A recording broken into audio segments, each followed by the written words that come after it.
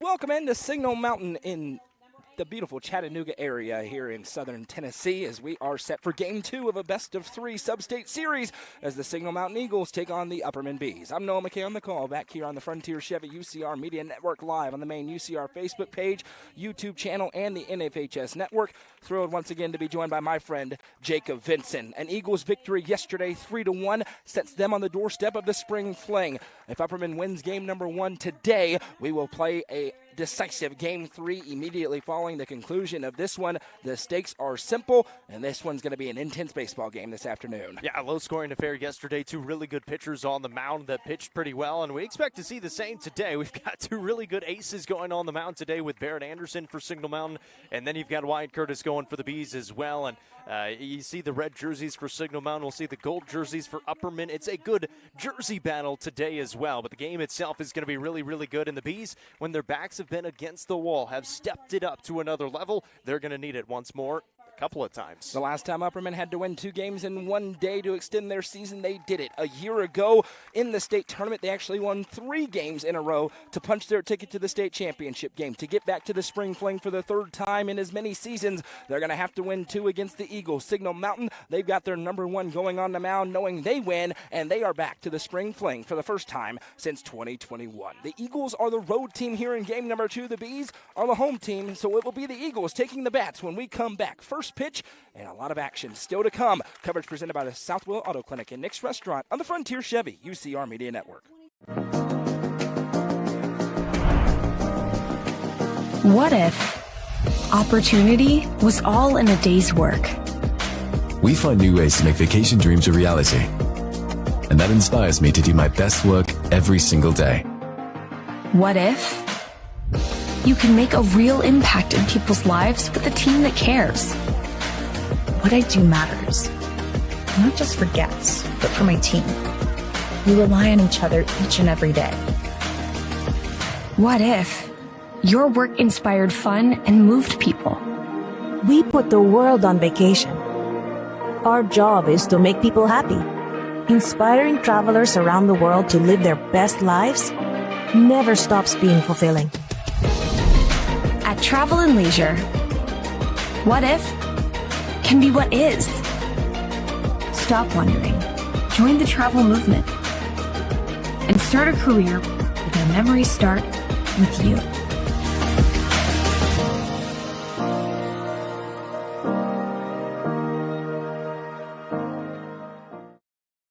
Frontier Chevrolet is ready to get you into your next vehicle and are proud to offer a lifetime powertrain warranty on nearly all vehicles below 80,000 miles. View inventory online at www.caseychevy.com, including the brand new Chevy Trax and Traverse, or stop in at 2350 Cookeville Highway today. Remember, don't buy till you see Jason Fye.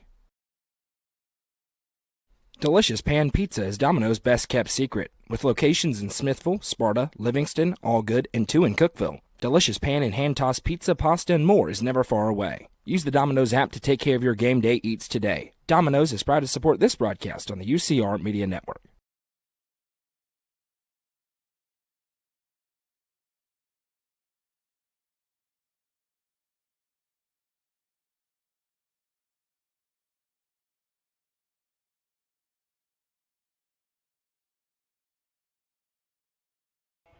Welcome back to Signal Mountain. It's the Upperman Bees against the Eagles for a trip to the spring fling. Game 2 in a best-of-3 with Signal Mountain leading 1-0. It is the flame-throwing lefty, the East Tennessee State University signee, Wyatt Curtis, on the mound a day before his graduation, trying to extend their season against an Eagle lineup hungry to sweep this series. I'm Noah McKay, joined by Jacob Vinson, live on the main UCR Facebook page, YouTube channel, and the NFHS Network. We welcome you in wherever you are around the state and beyond on the first time this season where I can say it is hot outside in the 80s here, and it feels like it outside here at Signal Mountain. The Bees hope we're here for the next 4 hours or so. Signal Mountain wants to make quick work and send them back down the mountain, back home to Baxter. But it is Wyatt Curtis on the bump with the following stats. 3.79 earned run average. He is 3-4. This is his 15th appearance, his 10th start of the season. Both lead the Bees. He has 3 complete games and a save. In 48 innings pitched, Wyatt Curtis has allowed 43 hits, 34 runs, only 26 earned, 70 strikeouts. That leads the team. 28 walks and batters hitting .238 against him, and he will face a Signal Mountain order that will bat 1 through 9 like this. Batting first is the third baseman, Bo Cooper. Batting second is the center fielder, Ben Timblin. Batting third is the DH, Max Raquel. Batting fourth is the second baseman, Cash Keen. Batting fifth is the pitcher, Barrett Anderson. Batting sixth is the right fielder, Blake Walford. Batting seventh is the shortstop, Jake Edmondson. Batting eighth is the left fielder, Ty Harper. And batting ninth is the catcher, Vance Wilburn. Not batting is the first baseman, Luke Smiley. We hit it in the open, Jacob. 2 bona fide aces throwing on the mound today for their respective squads here in game number 2. Yeah, and for Curtis, he's trying to bounce back a little bit. He had that start in that consolation game against Lawrence County where he got roughed up a little bit in that second inning, or I guess that was Yano in the second inning, but had a little bit of trouble against Tullahoma, I should say, in the region championship early on in that one. So he's trying to get a good start in this one. Those first couple of innings have kind of been his Achilles heel at times this season. And in that game, he was coming off of one-day rest. He threw over 50 pitches the game previous. He's on full rest today. Correct. He said earlier to me he's feeling really good, trying to sling it in there as Bo Cooper stands in first to lead off game number 2. Coming right into your living room. First pitch fastball misses just a tick low. 86 on the gun for Curtis. He's got the 4-seam, the 2-seam, and the slider that he mixes in. Working quickly here, the 1-0. That one's flared up. Could be a really tough play. Ranging back now, Fallon comes up, and it's going to drop into no man's land. Cooper rounds first and will pull in. The leadoff single wasn't very hard hit, but it found the open spot, and now it sets the stage for Ben Timblin, who they walked the first 3 appearances yesterday before pitching to him once where he got an infield single. With a runner at first, though, and Wyatt Curtis on the mound, they are still going to walk him. So runners at first and second here for Signal Mountain. He's batting over 500, leads the state in home runs. They're not going to mess around here. They'll take their chances with Max Rackle. Yeah, I mentioned to you on the way up here, looking up those numbers, walked 3 times yesterday. In the last 6 games, he has walked 15 times, and a lot of those started with Red Bank when he was walked 4 times. Would imagine a lot of those were intentional walks, and teams said, you know what? That's a pretty good idea. Let's put him on base, and he can't hurt us with his bats. Max Rackle stands in now. Big chance for Signal Mountain to strike early. They've got their number 1 on the mound on the other side. Showing bunt now. Fastball misses outside. Rookie Allison loves to pop up and throw behind runners, but he throws back to Curtis here, and it's 1-0. Yeah, and we'll see Cash Keen coming up as well. He had the big hit yesterday later on in that ball game, which played at the couple of the runs to take the lead. Bunt shown again. This one's a better pitch, but it misses just a tick outside here, and Wyatt Curtis struggling to find the zone early. You mentioned the first inning's been the Achilles heel. Gotten into some trouble, had to work through it at times. It's 2-0 here to Rackle. Shows bunt again. This time it's a great pitch. Curtis ranges up. He's going to take the short route over to first. Maybe could have turned 2 there, but he wants to get that first out. But 2 in scoring position with 1 out here for Signal Mountain and Cash Keen. Yeah, you always want to make sure you at least get that 1 out. So he gets the easy out over there at first base, but that's a really productive bunt right there. Moves 2 runners into scoring position, and now the man who hit the ball to the fence yesterday to play 2 runs will come to the plate with just 1 out here in the first. Cooper's at third after the single. Timblin was intentionally walked. He's now at second. And now Cash Keen stands in. And you would wonder if they would intentionally walk him to load the bases, but they will not. Lefty-lefty matchup, so you like that. As the first pitch in, there's that 2-seamer. Gets away, but not far enough from rookie Allison for strike 1. Yeah, able to get back there in time. And again, not a huge backstop. Obviously, we are right on the backstop. It's maybe 20 feet from us. But there is that padding back there, so when it hits it, it kills it just a little bit. Doesn't get all the way back there. Rookie Allison was able to get there in time. He calls time and goes out and have a word. Not sure if they were on the same page with that one. He's catching the balls and strikes today. Alec Wilson's the first baseman. Caden Shanks is at second. The third baseman today is Chris Worsing, and the shortstop is Juju Yano. Evan Huddleston in left, Carson Holroyd in right, and Justin Fallon, quarterback center for the Bees. The 0-1, good. Slider in, called a ball. Yeah, that one missed just a little bit low underneath. Good layoff there for Cash Keen as it's 1-1. Curtis, big head nod, yes. The 1-1. Slider in. Ooh, called a strike in there. A little delay, but it is a strike. Good pitch in from Wyatt Curtis, and it's 1-2. Yeah, I gave the oof because I thought it was a called ball at first. Here comes the 1-2 in from Curtis. Slider again. Got him. A big Birdie's Lounge strikeout for Wyatt Curtis. He's back in the inning now. And we saw this was the first base umpire yesterday. He had a delayed call at first, so we'll give a split second here. Big moment here. Barrett Anderson can help his own cause in a major way. Runners at second and third, but 2 straight outs recorded by Wyatt Curtis in the Upperman defense. Yeah, that's huge. If you can get out of this and allowing, again, you get Timblin through the lineup 1 time and you don't allow any runs come across, that is always a great goal to accomplish in the first inning. First pitch slider, it's working early here for Wyatt Curtis. That's 72 on the gun for strike one. We can't read the comments today. The service is terrible down here. We know we're on the air and clear, so the 0-1. Slider again. He keeps going to the well, and why not? 0-2, quickly ahead now. Trying to capture the momentum is Wyatt Curtis. But you can still comment along with us. Hit that like button, interact with the stream. The 0-2 from Wyatt Curtis. That one bounces, and a good block by a great defensive catcher and rookie Allison for ball one. Yeah, it's a tremendous block. Saves that run right there, and he's still got the 2 strikes on him, still heading the count. It's just pitch number 14 upcoming here for Wyatt Curtis. It was a weird start to this inning, not as with the 2 runners in scoring position. The 1-2 from Wyatt Curtis. Slider calls. Oh, my goodness. Woo. Oh, my goodness. Called a ball on a great pitch, and it's 2-2. Wow. Didn't think that was even close to missing, and that gets a big yell from the fans.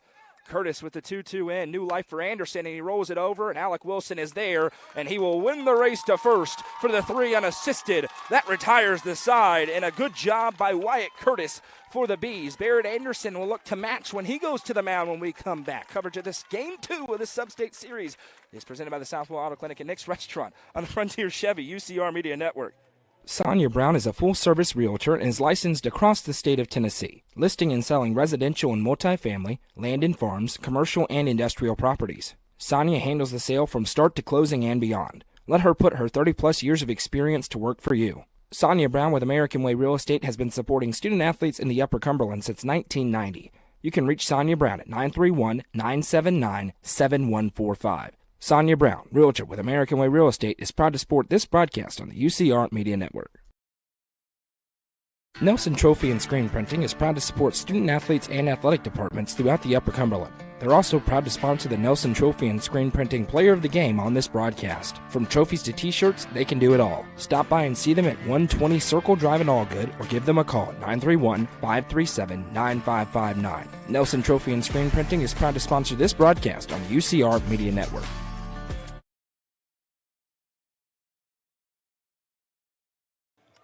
Welcome back. Top of the order due up here in the bottom of the first inning. Scoreless game. Wyatt Curtis works out of a jam with 2 on and nobody out to get out of it with a 0 on the scoreboard. The opponent on the mound for the Bees, Barrett Anderson. He's their ace. He's been very good this year, Jacob. Yeah, and he's their ace for a reason. In 47 2/3 innings, this is his 11th appearance, 10th game started. He has an 8-0 record.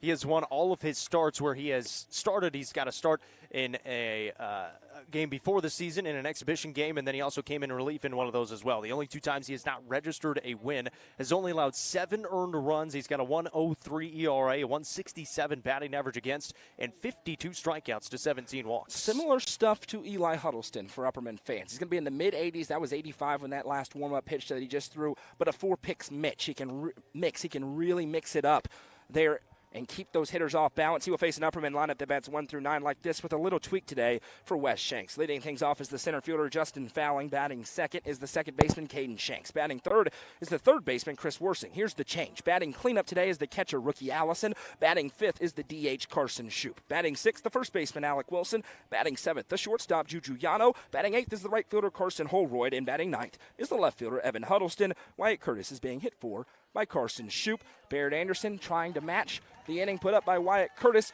Yesterday, it was a low-scoring battle. This one has all the makings of it again, but Justin Fallon, who went 0 for yesterday, is due for a big hit. Yeah, and he's a couple of strikeouts looking in that first game yesterday, so he's trying to be a little bit more competitive today. The first one, though, he was looking at a pitch that was way Correct. inside, but the last one he would certainly like to have back. Barrett Anderson's first pitch in this sub-state series is in there. Fastball misses, catches the zone low and outside. 0-1. I'm just going to stop assuming. I don't know anything.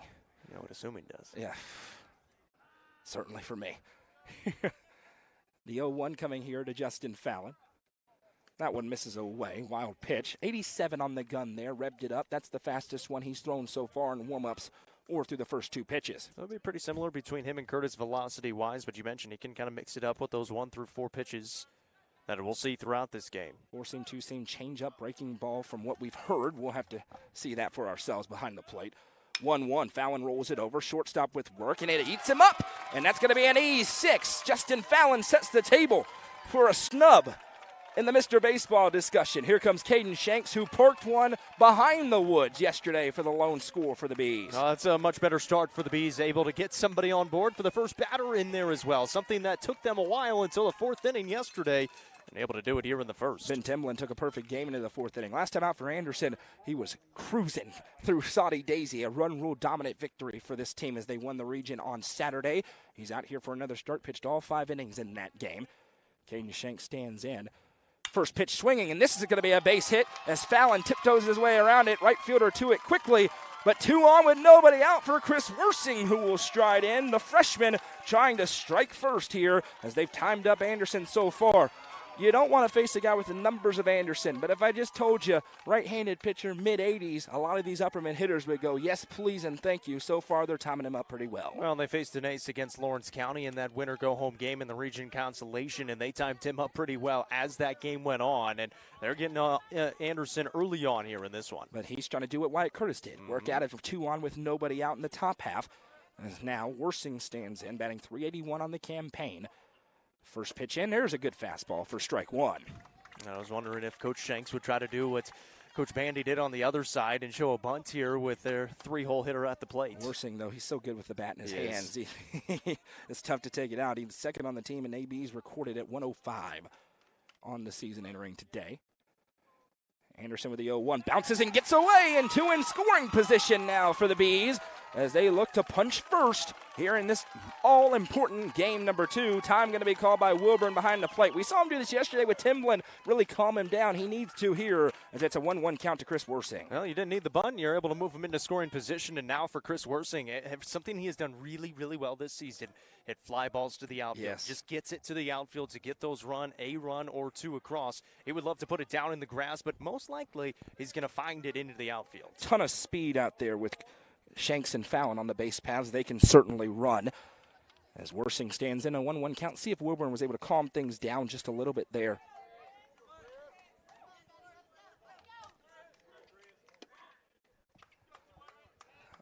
Long look in. Now Anderson delivers. That's a good pitch. Worsing fouls it back 1-2. A punch out would do a lot for Barrett Anderson on the mound. Get him back into this inning as Upperman's looking to strike first, and they've got a 0 on the scoreboard, courtesy of Wyatt Curtis. When that happens, typically good things happen through the first inning, but obviously long way to go, and Signal Mountain's got an explosive offense, as does the Bees. Yeah, we saw that yesterday. They can get hits all the way through. Long look in again for Anderson. The 1-2 coming to Worsing. Choking way up on that bat. Good battle swing there. Sends it foul back, and we'll do it again. Rookie Allison on deck. He had a ball yesterday that would have been a home run in a lot of parks. Not in this one here at Signal Mountain. Yeah, he hit it right at that 340 sign, just in front of it. And Livingston, it was an easy watch it fly home run. Yes. The 1-2 again from Anderson to Worsing. Fastball, got him chasing at it. He can go down to first, but he will not. And that's a big punch out for Barrett Anderson as he pulled the string on that one. It looked like the fastball. It was not. And now rookie Allison trying to put something into the air and at least score 1 for the Bees. Yeah, that's all you're trying to do right here. If you can strike first, we saw how important that was yesterday where Signal Mountain was able to strike first, take that 1-0 lead. And ultimately, they needed a couple of more, and they got them. But if you're able to take that lead, get that momentum going, the Bees would love to do that here on the road, even though they're technically the home team. Alternatively, if Signal Mountain can get out of this jam, they get that momentum back that they gave up in the first. First pitch into Allison's a good fastball in there for strike 1. 85 on the gun. Good crowd tuning in. I can tell that. I can't see the comments very often. They update every once in a while, but continue to interact with us. Saw a few. Randy, Debbie, Diane, Donnie, Kathy, and Amy. As that pitch catches the corner, and now Allison's going to have to get into the swing mode there. He's taking a couple, and Anderson's starting to find the zone, which he's so known to do. He's back in it at 0-2. Yeah, you're trying to do. Poke it to the outfield, get that run in from third. Infield in here for Signal Mountain. Allison's taking a couple. See what he brings in here at the 0-2. He went back to the well. That one missed low and outside. Good take, and we'll go to 1-2. Yeah, great crowd on hand here as well. The Bees have, I think, brought a little bit more out today with, obviously, this one being somebody's going home today and somebody's going to state. They had a push online to get some more fans here, and they have shown up to our right. Home fans here as well. 5 o'clock Eastern start time for game 1 of 2 today, potentially. Allison, he got him again. That pitch is nasty. Way off speed, and all of a sudden Barrett Anderson threatening to get back to the dugout as Carson Shoup has to have a base hit to score a run. Yeah, now you got that couple of outs, and the same thing, like you said, for Wyatt Curtis. He was able to get a few outs after allowing runners going over to second and third with one, and they were able to these were able to get him over there with zero. Haven't been able to get him home yet. An error and a single by Fallon and Shanks, but they're stuck now. 2 straight strikeouts thrown by Barrett Anderson. First pitch from Shoup. He's been going to the well with that fastball, but that one misses low, 1-0. He's been going to that fastball trying to get ahead, and then he comes back with that breaking ball, which has been really good. I don't even know exactly what pitch it is yet because it's not a full-on curveball or slider. It's just really slow in there. Slurve. Maybe so. 1-0 from Shoup, or into Shoup, I should say. That one, he catches the bottom part of the zone. 1-1. And Upperman's in take mode here outside of Shanks, and it's backfiring against Anderson, who can really throw strikes. Yeah, we saw Fallon, who was able to rip it into the infield, able to find his way aboard. Shanks ropes it to the outfield right side. Got to be aggressive against a kid like this. Comes the 1-2. That one just a little bit low, 2-1. That's what good pitchers do. You can tell when they miss outside of the one wild pitch, it's been really close. Try to dot the edges. Again, similar to Eli Huddleston last year with the stuff on the mound from Anderson. That'll be the comp for the Upperman fans at home. The 2-1 coming here to Shoup. That one rolled over, and it's going to get through for a base hit. 1 run will score. Timblin, 2 in the outfield. Here comes Shanks. The throw's a great one, but he is safe. A 2 RBI single for Carson Shoup. And Upperman strikes first. It's 2-0 Bees. How about Carson Shoup stepping up in a big spot? He gets moved down in the order of respond, and he comes up in a huge way with 2 outs, plating a couple of runs. And they needed that production after only scoring the 1 run yesterday on the home run. They needed to string some hits together, were able to do so here in this first inning, and they strike first in a huge game with their backs against the wall. And here comes Alec Wilson trying to add on with Shoup at first. Timblin's got a great arm there, as we saw yesterday in center, close. But it was just short enough to allow the speedy Shanks to dive in safely. Anderson now sends this one. Wilson sent that one way up into the air. It's going to stay in the park. Left fielder's under it, and he makes the catch, and that will retire the side, but not before the Bees in an elimination game. Strike first for 2 big runs on the 2 RBI single by Carson Shoup. We'll head to inning number 2.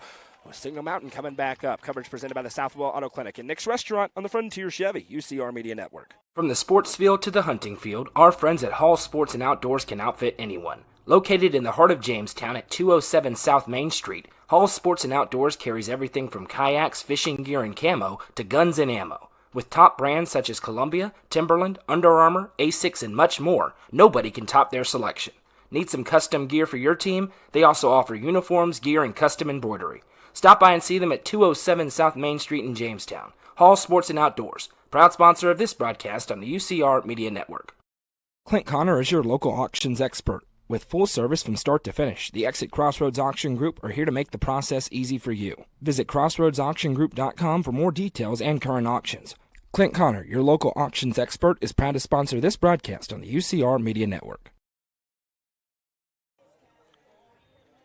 Heading to the top of the second, Upperman with a 2-0 lead, but a long way to go here in Game 2 and a best-of-3. Signal Mountain leads the series 1-0. It is 6-7-8 due up for the Eagles as Blake Wofford will look to strike back quickly against Wyatt Curtis on the mound. Well, those 2 runs are important because so far this season in Barrett Anderson's starts, he has not allowed more than 2 runs in any one of his starts. So if you're able to get those 2 early on and you can try to pile on a couple of more later, you'd be the only team to do so this season. And how about the base hit for Carson Shoup, ripping it up the middle. First pitch in from Curtis, misses low for a ball, 1-0. Yeah, and acting as the DH today as well. So that's what he's out there to do, to get big hits, and he comes through with a big one in the first. Certainly did, as the 1-0 from Curtis. This one, waist high, got him swinging at it, fouls it back 1-1, and this is something Wyatt Curtis hasn't had a ton of this year on the mound. Run support. See if he throws a little bit free with it.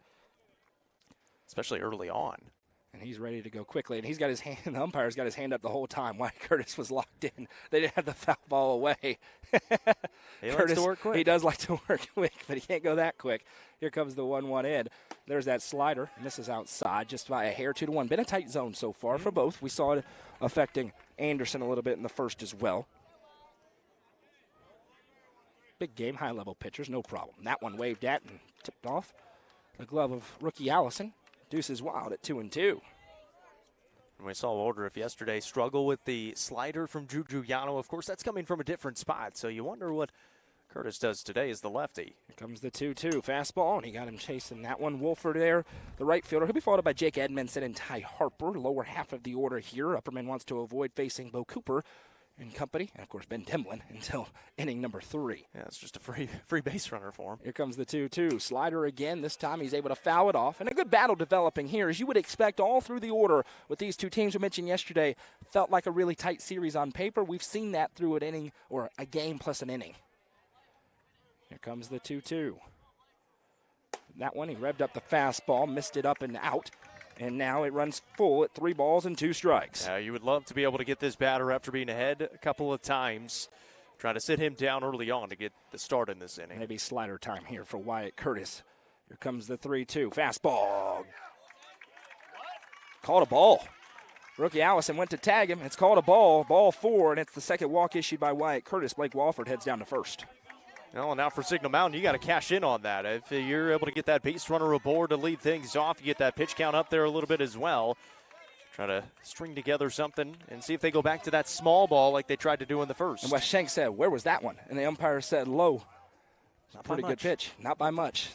Now a runner at first again to lead off the inning here. Tight zone, we mentioned it. Impacting both teams. Big game. Here's Edmondson in the batter's box now. Fastball waved on. Fouled back, and it's 0-1. Wes Shanks going out to get it. And you see him pat the umpire on the back a little bit there. Wes Shanks, a charismatic guy. He's going to talk to you out there, have a good time. Runner takes his lead at first. That one from Curtis catches the lower part of the zone, and it's 0-2. Upperman fans, they're going to give you one thing. They'll give you a sarcastic cheer. They're going to be good for 1 or 2 of those an inning. Here comes the 0-2. That one up and in. And 1-2. And Edmondson's on top of the plate a little bit there, so you bring it up there and see if you can back him off. He's right on the line. His right foot is on the line of the batter's box. He's firmly about as on close it. as he can be. Here comes the 1-2. This one just fouled back on the breaking ball. Do it again. Slider's working pretty well here for Curtis. It's got that tight movement on it. Doesn't move as much as Alec Wilson's curveball does, but it's not designed to. It's just supposed to move a few inches or so. And now Coach Shanks makes sure Rookie Allison, his pitch comm is okay. He's getting a workout in over there. Coach Shanks is already. 1-2, runner on first, tying run at the plate here in the second inning. Curtis Diaz, the slider, fouled back, and we'll do it again. And that's something Signal Mountain did a good job of yesterday, battling in these ABs, making life difficult on the pitchers. Curtis right now, he's at 26 pitches. And again, like Yano yesterday, it's his game. As long as he's throwing well, he gets up to 120. Yeah, they don't go down easily, that's for sure. 1-2, fastball, and another foul off, and we will do it again. I mean, the pitch count just in the first 2 batters here in the second inning has risen up dramatically just because of these first 2 guys working the counts. The walk over to first on Wolford, now backing up. Edmondson's maybe an inch further back than he was before. Curtis with several looks. It's a healthy lead. He's leaning. There's the slider, and he got him for the Birdies Lounge strikeout. Best pitch of the game so far for Wyatt Curtis. That was really good. He had Edmondson so far out in front. He's looking for the fastball that time. Tried to sit back on the breaking ball, but couldn't do so. Way out in front of it. And that's a really good breaking pitch to get that first out. 8-hole hitter Ty Harper stands in with a runner at first, and now 1 out. Upperman would love to turn 2 here in the second. First pitch, got him waving at him. And despite the traffic on the base paths, we've seen a lot of Wyatt Curtis this year. He's got some of his good stuff working in this one early on. Yeah, a lot of the times it's not solid contact that's allowing base runners to get on from Curtis. The 0-1, and there's some more as that one bounces into rookie Allison. Got checked for something. Now it's 0-2. And now he's looking for a quick AB. That's something that's eluded him so far in this one outside of the first batter that deposited a single. Here comes the 0-2. There's that slider, and it hit him in the back of the head as he ducked in. And now Harper heads down to first. Runners at first and second with 1 out for the 9-hole hitter, Vance Wilburn. That's tough, too, because it's really not that bad of a pitch. No. It's just because you duck in, you're trying to get out of the way of it. But it is essentially trying to get out of the way. He didn't dip by over the rule, plate. right, yeah. So he can duck like that and it hits him in the head. If he doesn't duck like that, it's probably going to hit him in the back. So runners at first and second here for Wilburn, who's trying to strike back here with a big bat, Bo Cooper, and then the biggest bat, looming on in the hole in the form of Ben Timlin. Well, Wilburn had a big hit yesterday in that 9 spot, able to move the lineup back to the top. There's a good first pitch in there for strike one. 0-1. He's trying to do the same thing here today as well, especially with a couple of runners on and one out. And already early on, Signal Mountain have had base runners aboard, just haven't been able to get that run across yet. Wilburn, he had a big hit yesterday, as you mentioned. Big swing and a miss on that one. Fastball, strike two. Behind Wyatt Curtis in this game, everybody. And we've heard everybody available in this game besides Juju Yano, including the young man standing at second base in Caden Shanks. Here comes the 0-2, gets inside and hits him. 2 straight batters hit by a pitch, and that is not what you need if you're Upperman, as now the bases are loaded for Bo Cooper. And on deck is Ben Timblin. He's been ahead 0-2 of both batters that he's hit, and here comes Dalton Drombarger to have a word with his senior pitcher. Yeah, that's really, really tough. On back-to-back batters, you're ahead 0-2, and you hit both of them. And you have a courtesy runner come on here as well. And he also had 2 strikes on the leadoff batter in the inning as well. So it's been a struggle early on where you've been ahead in all of these batters so far, and all of them have reached a walk and a couple of hit batters. It was a walk to the first batter, then the strikeout, then hit by pitch, and everybody's had a 2-strike count so far. Yeah. As Coach Drombarger's getting his word in here, and this is a big moment for Upperman because there's nowhere to put Ben Timblin. No matter what happens to Cooper, Nope. They desperately are looking to turn 2 here and have him lead off the 3rd inning. You talked about maybe the Barry Bonds treatment yesterday. You've got a 2-run lead right now, and you might think about it. High leverage situation here. The attention right now on Bo Cooper with the bases juiced here for Signal Mountain, trying to strike back after giving up the 2 in the bottom half of the 1st. And it's been self-inflicted wounds so far. First pitch slider rolled over. Taylor made. Shanks to 1. He throws to first. Not in time as it bounced in. He did beat it out on the fielder's choice. Couldn't get a lot on it as the runner was coming in. So that scores a run. It's an RBI, but there is an empty base if they decide to walk Ben Timblin here. It was a pretty good effort there by Shanks. He kind of got tripped up on that second base bag. Couldn't quite get his footing as he's falling down. Makes the throw to first. And it was fairly close even on the bounce. But you get that out at second base. The run scores. And a pretty good conversation here. Of course, they're going to have the first and third signs coming in as well. And I think they are going to walk him. Absolutely. Yep. It's the right decision. They will walk Ben Timblin to load the bases again. Second straight intentional walk in this game. And now the bases are loaded. Still a 1-run lead. And all the pressure on Max Rackle as he stands in. He bunted to move over to the runners in the last inning. He stands in here. A base hit could give Signal Mountain their first lead in this all-important game, too. We talked about yesterday with Rackle, when that happens in front of you, as an intentional walk in front of you, they want to pitch to you, and now you got to take that personal. He hasn't had a situation like this where he's had bases loaded. It's happened a lot for him, especially over the past 2.5 weeks or so. Shows bunt, he's not going to, and this is a check swing right to Curtis, and he can flip over to first in time for out number 3, and the damage is limited to just a run. The Eagles do get one back, though, as we'll head to the bottom half. It's 2-1. Coverage of this Game 2 of the Sub-State Series is presented by the Southwell Auto Clinic and Nick's Restaurant on the Frontier Chevy, UCR Media Network. Fire and Vine in Cookeville is the Upper Cumberland's home for delicious Chicago-style pizza, beef, chicken, fish, and more. Located in Cookeville's historic downtown district, Fire and Vine's food and atmosphere will keep you coming back for more. Take in stunning views with creative food and drinks on the rooftop. Fire and Vine is proud to support this broadcast on the UCR Media Network.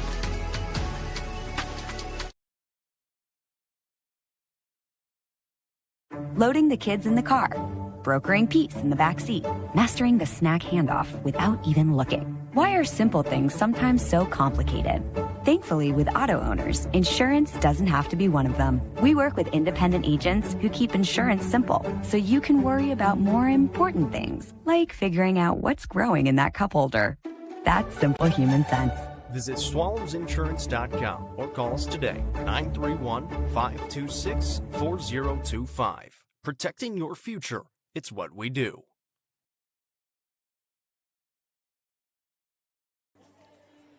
7-8-9 due up here for the Bees in a 2-1 ball game. Already about more scoring than we had in the entire game yesterday, just like we all predicted with the two pitchers going on the mound in this one. But it is 2-1 Bees, and now the job for Yano Holroyd or Huddleston is to get on and get the bats back to Justin Fallon in this half inning. Yeah, if you can get the top of the lineup back up here in this inning, that would be huge for the Bees, especially after the good start that you had, 2 runs across, and you're really trying to keep Curtis ahead, give him a lead, and give him a little bit more comfortability on the mound. And again, had a pretty good inning going there. Was ahead in all of those batters, and really probably shouldn't have had the bases. He's worked through damage a couple of times. 5 runners have left on the bases for Signal Mountain so far.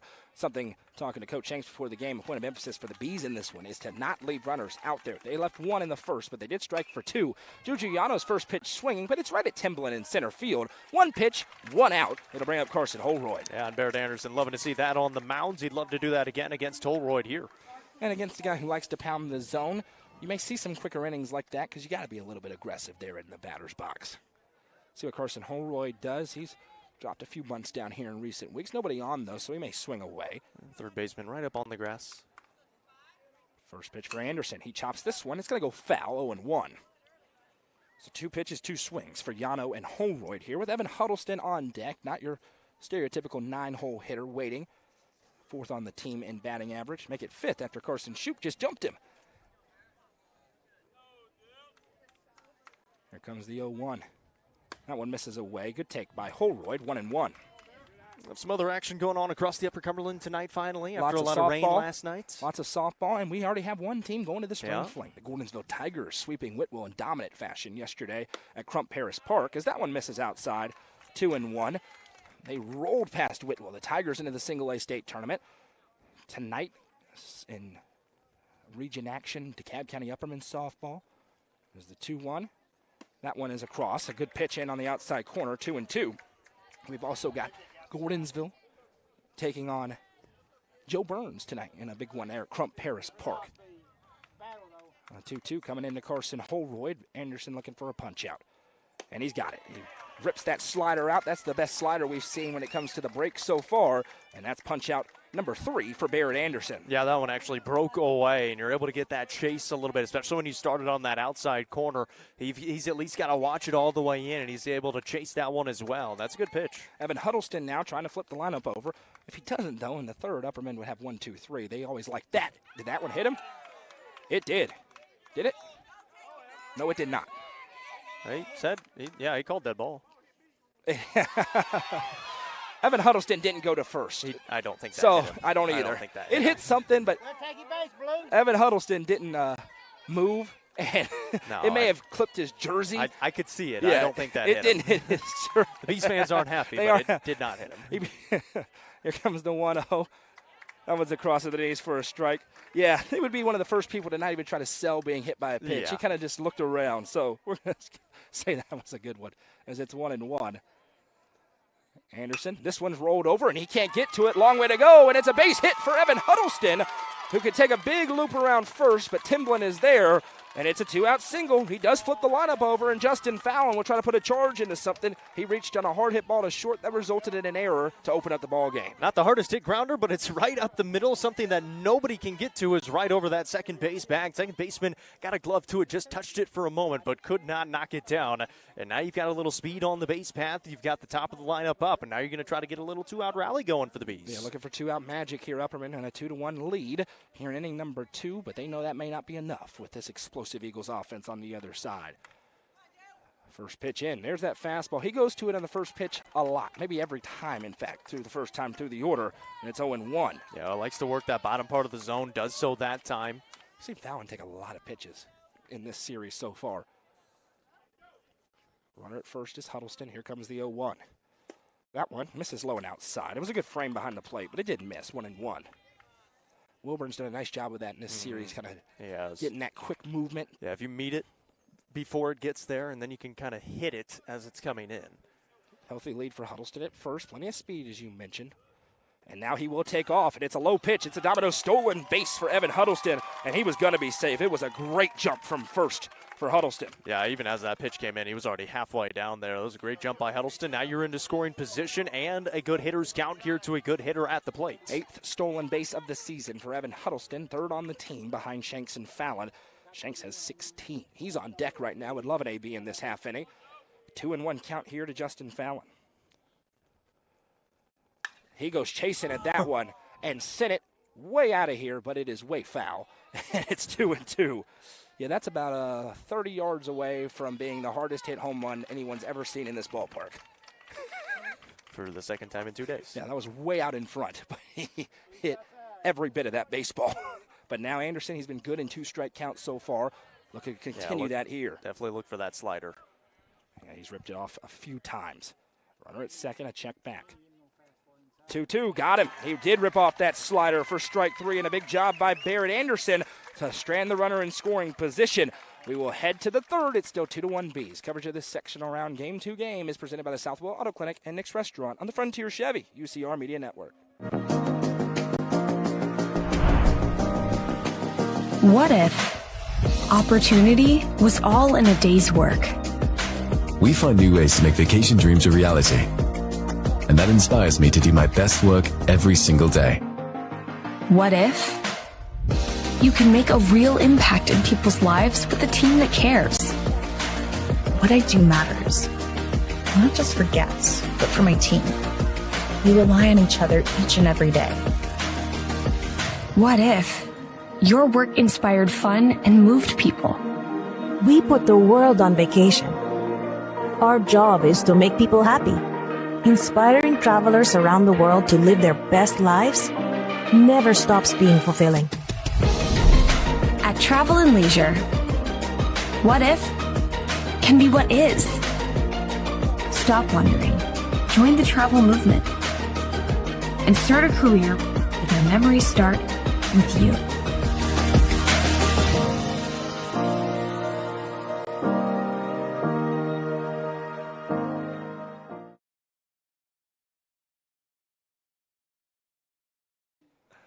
Four, 5, 6 due up for Signal Mountain. They trail 2-1 here in a best-of-3 series. If Upperman wins, we'll have it all the marbles. Game 3 coming up next after this one. If Signal Mountain comes back to win, it's over. They go to the spring fling. Wyatt Curtis back to work here in the third inning. First pitch is a good slider rolled over. Holroyd is angling back, and he did not take the right path, and this is going to be extra bases for Keene. The second double in as many days for Cash Keene. He leads it off. Holroyd came in, and that allowed it to get behind his head. Yeah, and it was hit pretty hard, even though it wasn't a huge swing, and I think that was kind of what threw Holroyd off for a second. He just kind of put the bat out there, but he timed it so well, and he met it in the perfect spot. Got it on a good piece of the barrel, and it went a long way, even though it wasn't a hard swing. 5 runners have already been left on the base path so far for Signal Mountain. Barrett Anderson, he can get out of being in line for a loss with a base hit here with Keene over there at second. He's got some power himself, batting right around 300 on the season as well, so he's really trying to help himself out on the mound. He's trying to get dug into the back part of that batter's box. Sets up. Lefty-lefty matchup. Lots of lefties in this lineup for Signal Mountain. And that's one of the reasons Upperman liked this matchup with Wyatt Curtis, the lefty on the mound, as that one dips away for ball 1.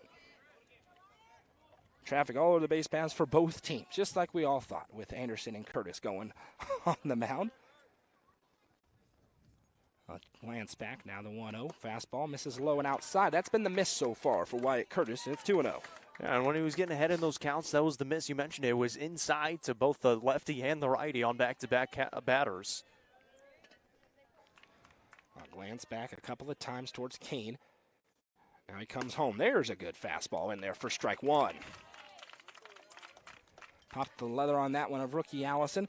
Waiting on deck is Blake Walford. Signal Mountain tries to at least tie the game here in the third, top of the third inning.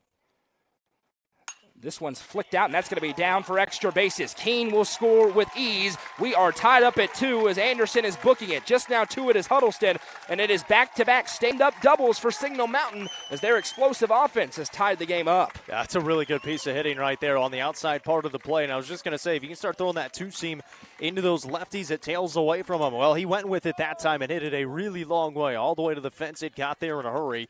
And now back-to-back doubles to lead off this inning has tied the game. And how long is the leash for Wyatt Curtis now, especially if that second baseman today is available? Got to be very tempting very quickly here for Wes Shanks in that dugout to our right to go and get him and put Caden Shanks on that mound if he can go today. As Blake Walford, he walked and scored the first run of the game, stands in here with a runner at second and nobody out. 2-2 game, all knotted up. First pitch fastball, fouled straight back, and it's 0-1. That was a really late decision on that swing. I'm just barely able to get part of the bat onto it.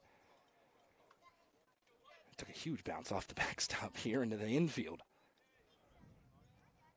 It's not like arena football where that's a live ball. 0-1 coming here from to Walford from Curtis. There's a good slider. It's low. Missed low. 1-1 rather. Taller batter in there. Yeah, that one had a lot of movement on it as it dipped down and through the heart. Glance back now. Here's the 1-1. That one bounces in. Good block by Allison. But all of a sudden, Wyatt Curtis got to find a way to dial it in for Upperman here in a big spot. Yeah, you got to try to make some pitches right now, especially allowing those first two guys to get aboard by a double. You're behind in this batter. Trying to make some pitches to get back into it. 2-1 to count to Walford. This one rolled over, and that's going to get down for Evan Huddleston. The stop sign is on for Anderson, but it's 3 straight base hits to lead off the inning.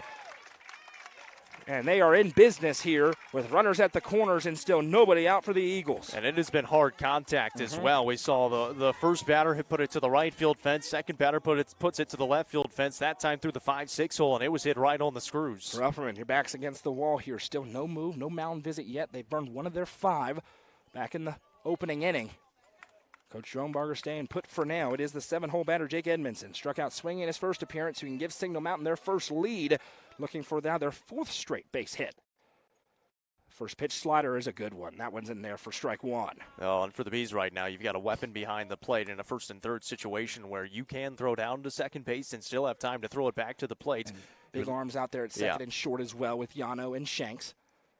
Quick move in. This one flared up into the air. It's not going to be deep enough to score a run likely, especially with Caden Shanks under it. He makes the catch, and that is a critical out number 1 as this game is still tied, but maybe not for long as Ty Harper, who's been hit by a pitch, will try and break that tie. Yeah, and another thing you're looking for, ground ball now, you can get out of the inning if it's back up the middle. So you got that 1 out. That's that important out.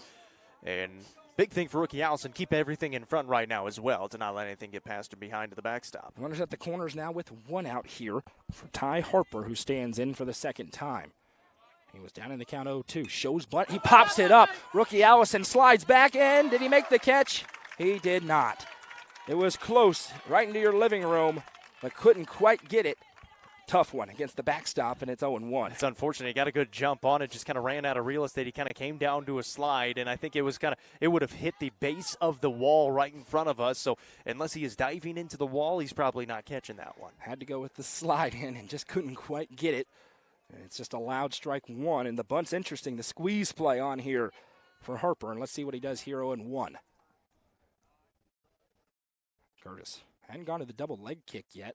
This one hit a long way, but it's going to be a foul ball, and it's 0-2. A little bit out in front of it that time. They're going after and able to barrel up some of these outside pitches that are tough to get to. They're doing a nice job there for Signal Mountain in this half inning. Well, it's the 2nd time through the lineup they're really starting to time him up. Same thing, the Bees were able to time up Anderson early on in the game. Now Signal Mountain started to time up Curtis. Caden Shanks is going to lead off the bottom half. The question is, will it be tied or will Signal Mountain have a lead? We're about to find out. The 0-2 coming in here from Curtis. Slider, and this is crushed. Way back. Holroyd gives chase, and it is down into the fence. 1 run will score. 2 runs coming across as the throw in is not in time, and now the throw behind the runner at second is not there, and Signal Mountain has struck. It's 4-2 on the 2 RBI double by Ty Harper. Yeah, how about that from Ty Harper? Deep in the lineup, he puts a charge into it, and his 2nd time through the lineup, especially here the second half of the lineup. We talked about it. They've got hits all the way 1 through 9, and they have showed that today against a really, really good pitcher in Curtis. And no move from Wes Shanks with a runner at second, and now Vance Wilburn trying to add on now. And what's been a huge inning here for Signal Mountain, they brought 3 runs across to take the lead. There's been a lot of solid contact. That's the 4th ball we've seen hit to the fence. Thought that one could have gone out off the bat. It was well struck. No chance for Holroyd there and right to get to it. Curtis fastball misses in for ball 1. Well, now you're in danger of it flipping back to the top of the lineup as well. No move, no visit for Upperman yet. The 1-0 coming. That fastball fouled back 1-1. Everybody that you would have warming up in the bullpen is out there in the field right now, too. Mention everybody but Juju Yano is available for Upperman to pitch and fresh for Upperman to pitch. The 1-1. This one barreled up, but it's right at Yano, and he's going to go after the lead runner, and Chris Worsing will tag him out. That's a smart play by Julian Yano to get the second out and take away the runner from scoring position as Wilburn advances over in the fielder's choice to first. And he was out at third this time. And he was definitely out. And Bo Cooper going to come out. Leadoff batter in the order, trying to get Timblin to the plate with a runner at first and now 2 outs. 3 across in the frame for Signal Mountain, and Upperman's backs are against the wall now. Still some time to go. Shanks is going to lead off the inning, but one swing cannot tie it for Upperman anymore. No, and you mentioned that's a really important out. It was sharply hit, but he's able to get that lead out, so you don't have to worry about it now. Runner takes off. This one in. Rookie Allison with a great throw down. The tag is in plenty of time. And there's the laser from Rookie Allison to retire the side. Runner caught stealing, but not before the damage is done for Signal Mountain. They strike for 3 to take a 4-2 lead. 2-3-4 due up for the Bees when we come back. Coverage presented by the Southwell Auto Clinic and Nick's Restaurant on the Frontier Chevy UCR Media Network. Frontier Chevrolet is ready to get you into your next vehicle and are proud to offer a lifetime powertrain warranty on nearly all vehicles below 80,000 miles. View inventory online at www.caseychevy.com, including the brand new Chevy Trax and Traverse, or stop in at 2350 Cookeville Highway today. Remember, don't buy till you see Jason Fye. Delicious Pan Pizza is Domino's best kept secret, with locations in Smithville, Sparta, Livingston, Allgood, and 2 in Cookeville. Delicious pan and hand-tossed pizza, pasta, and more is never far away. Use the Domino's app to take care of your game day eats today. Domino's is proud to support this broadcast on the UCR Media Network.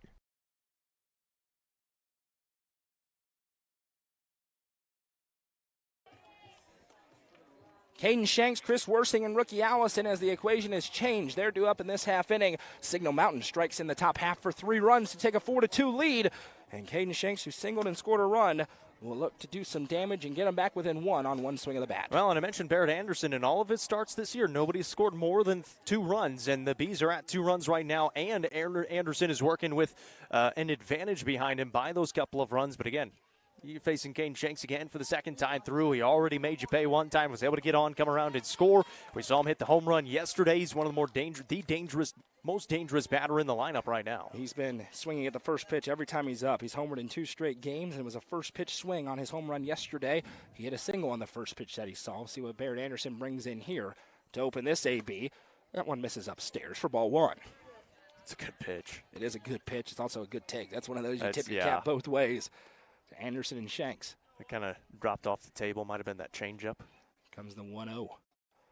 And he takes a healthy cut at this one. It stays up, way up. It's in the infield. Third baseman is under it against the sun and makes the catch, and that is a huge out number 1 for Signal Mountain. That's a really tough catch, too, because it went so high in the air, and it just stayed right there the whole time. There wasn't a whole lot of spin on it other than the backspin, and it just stayed right in the middle of the infield. Yeah, yesterday there was some pretty significant wind up above the trees. There is not as much today. It is stagnant as Chris Worsing struck out swinging on a slider in the dirt, stands in here for attempt number 2. First pitch, fouls it back, 0-1. And how many times do we see a shutdown inning after an explosive top half? That's exactly what Signal is looking for here as they hold the 4-2 advantage. Yeah, especially you're able to use that momentum a little bit, and you got the big bats coming up in the bottom or the top of the inning. Alec Wilson is up in the Upperman bullpen to our right. The 0-1. Worsing rips this one over. Edmondson there at short. The jump throw and a great stretch over at first by Smiley for out number 2. Yeah, Smiley, I've seen him warming up the last couple of days. Anderson played over there yesterday. Smiley today. They've got a couple of really good first basemen that take their job really seriously there, and they needed it that time with Worsing going down the line. Rookie Allison trying to jumpstart a rally. He's 0 for 1 with a strikeout so far, and here in inning number 3, Upperman really does not want to go down 1-2-3. And Wes Shanks is going over to ask the umpire a question. He wants to ask if he was still on the bag. It was a long stretch. I bet they don't overturn this, though. We'll see. He asked for them to have a discussion, which he can. It was a really long stretch. It was an impressively long stretch. And it's going to stand. So he will be out over there at first, and now Rookie Allison will stand in here. Barrett Anderson looking for his first 1-2-3 inning of the game. And what better spot if you're a Signal Mountain fan than right here for it? Yeah, especially here in the bottom of the 3rd. Getting into this second time through the Upperman lineup. First pitch swing. Got him chasing that one. with a fishing rod, 0-1. Seems like he's starting to feel those pitches a little bit more as he's getting deeper into this outing. 38 pitches, 27 strikes. So he's been in the zone as you would expect with his numbers entering the game. 0-1, that one dusted him off the plate, 1-1, and the ones that he's missed, Upperman's chased 3 in the dirt already in this game. Kind of dropped the arm angle that time a little bit, didn't quite come out cleanly. 1-1 coming here. Upperman's, they've been down in elimination games this year, last year as well. That one misses low and outside, 2-1, and of course last year in the Tennessee game, 6-0 in the 4th inning of that game, come back to win it. This year against Lawrence County, down 5-1 after 2, came back to win it. We were already talking about, all right, been a good season, and then they rip off 7 runs. Comes the 2-1. This one's rolled over, hard hit, and Edmondson gets there. He's got to make a great throw, and he cannot, as Allison is in there safely with a 2-out single to bring up Carson Shoup, who already has a 2 RBI hit today. Good piece of hitting there for rookie Allison. And for Upperman, the one saving grace, even if they don't get out of this one, is in the 5th inning. That's when they've had the magic, even in that Lawrence County game. The rookie had to be a little careful there. He almost took a left turn, and as that ball came in, and was able to get back in there safely. Collier Bush coming on to run. And Shoup, who had the big hit in the 1st, going to try to keep this going with 2 outs. That is the 4th hit of the game already for the Bees, so they've been out there striking it well against Anderson. Healthy lead for Bush over at first. We saw Huddleston swipe a bag in the last inning. Glance over. He's got speed. Big leg kick, that one. Misses low and outside again. Wilburn trying to frame it up, but it does miss. And we have not seen Wilburn be tested yet, with the exception of Huddleston, but that one he didn't have a chance to throw down. Missed low and outside with that one. You don't see a lot of stolen bases for the reason we just saw. Rookie Allison catching the runner trying to steal. Shoup hits this one. Does it stay fair? Third baseman is to it. It is a fair ball. The throw off the bag, and he is safe. Carson Shoup legs it out as that one drug the runner or the first baseman off the bag, Smiley. And it's going to be an E5 in the field. Second error of the game. And now Alec Wilson with a big chance here, if not to tie the game, to at least get him within 1. He flew out to left in his first appearance, a high fly ball into left field. Well, and Wilson, he was just down there in the bullpen. He was getting warm for possibly a relief appearance. Now he steps in a pretty big situation here with a good amount of speed there on second base in Collier Bush. Credit to Carson Shoup for legging it down the line there. He was busting it out of the box and forced the quick throw that was offline. Alec Wilson stands in here for attempt number 2 against Barrett Anderson. Had to deal with more traffic than in any game this year. That one misses low and outside, ball 1. Julian Yano is on deck here for Upperman. 42 pitches now for Barrett Anderson here through 2 2/3 innings rather. Wilson standing in here, not choking up yet. He puts a swing on this one, rolls, and it's a foul ball. Called a foul ball immediately. Home plate umpire, without question, had his hands up calling it foul. Immediately went with the hands up. It bounced off the chalk, and Wes Shanks can't believe it as it's 1-1. Yeah, and Coach Stronebarger wants to come out and ask him about it. It definitely hit the chalk, but did it bounce left is the question, because it bounced in front of the bag. It did. And it is the same crew from yesterday, so the Upperman fans are already a little bit upset.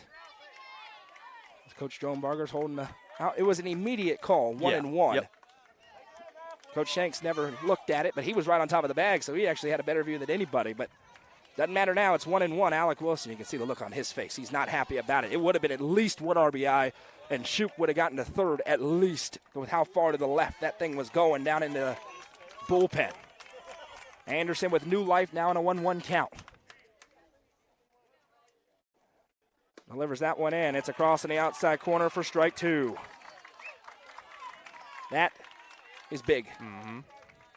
And I don't know if it was very close. It was very close. I do know you're probably not going to get the very close call. Nope. It's 1-2. Anderson to Wilson. That one dips away from the zone. 2-2. And trying to get that slider he laid off. Trying to work a good count here. He's worked his way back into it a little bit. Now with the 2-2 count, you're probably going to get a pretty good pitch. Anderson has gone to that slider over and over again with 2 strikes.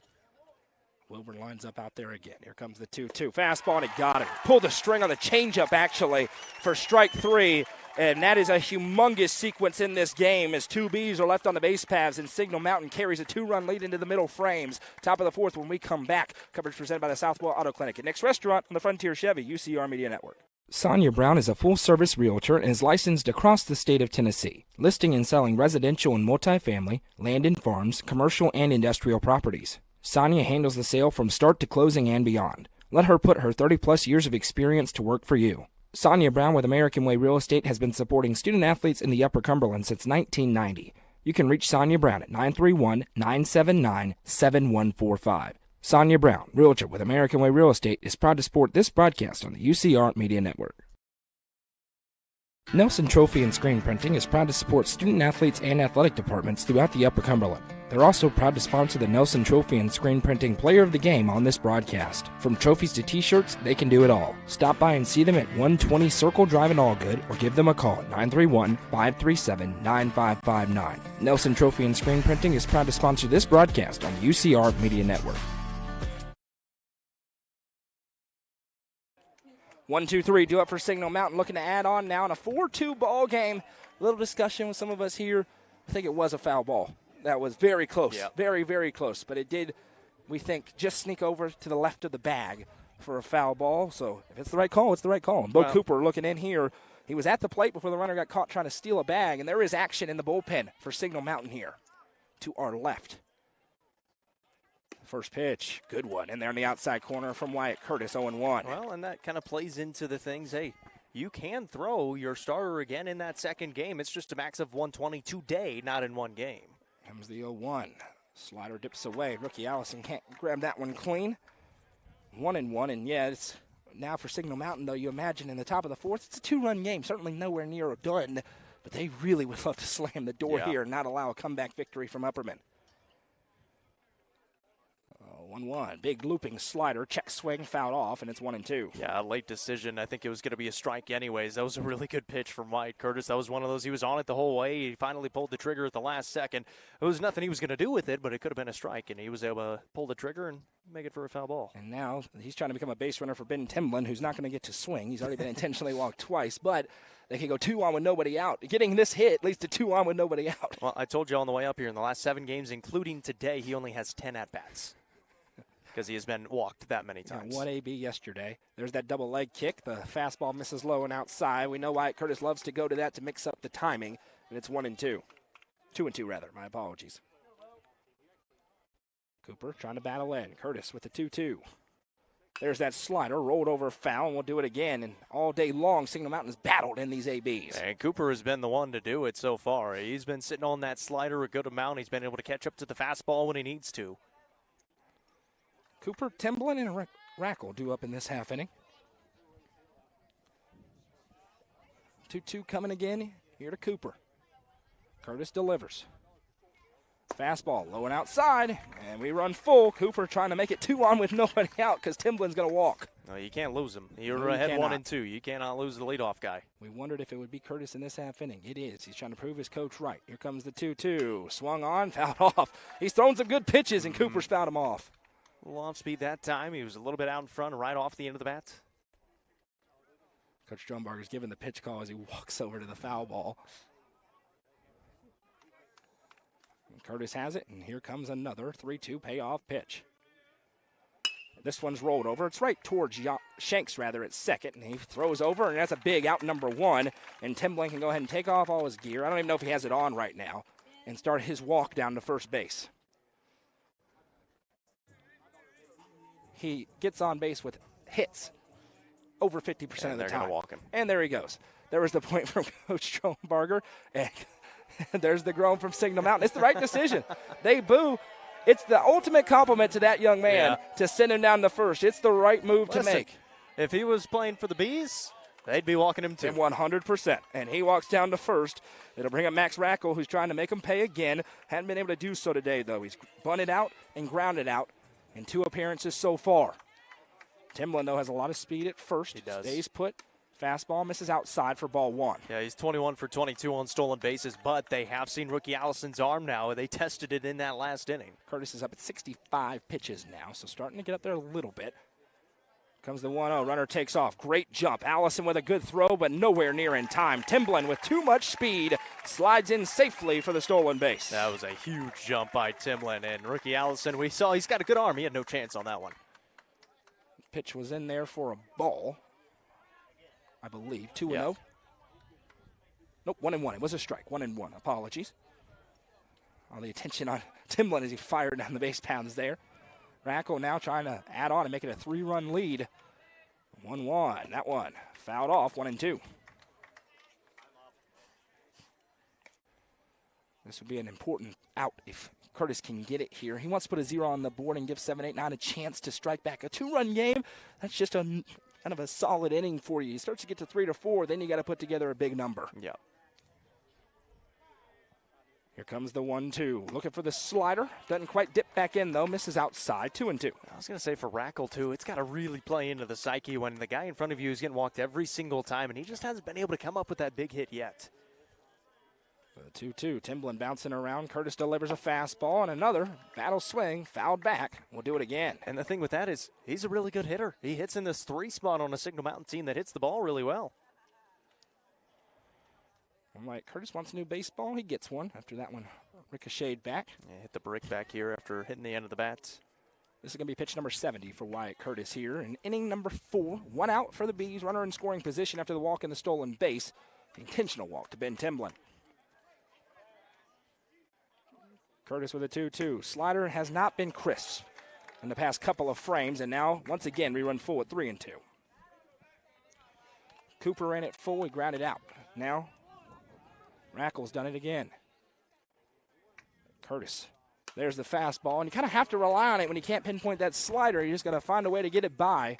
We'll do it again. Yeah, he's throwing the slider really, really good at times, but just like you said, hadn't been able to throw it where he wants to, so he's had to go back to that fastball. 3-2.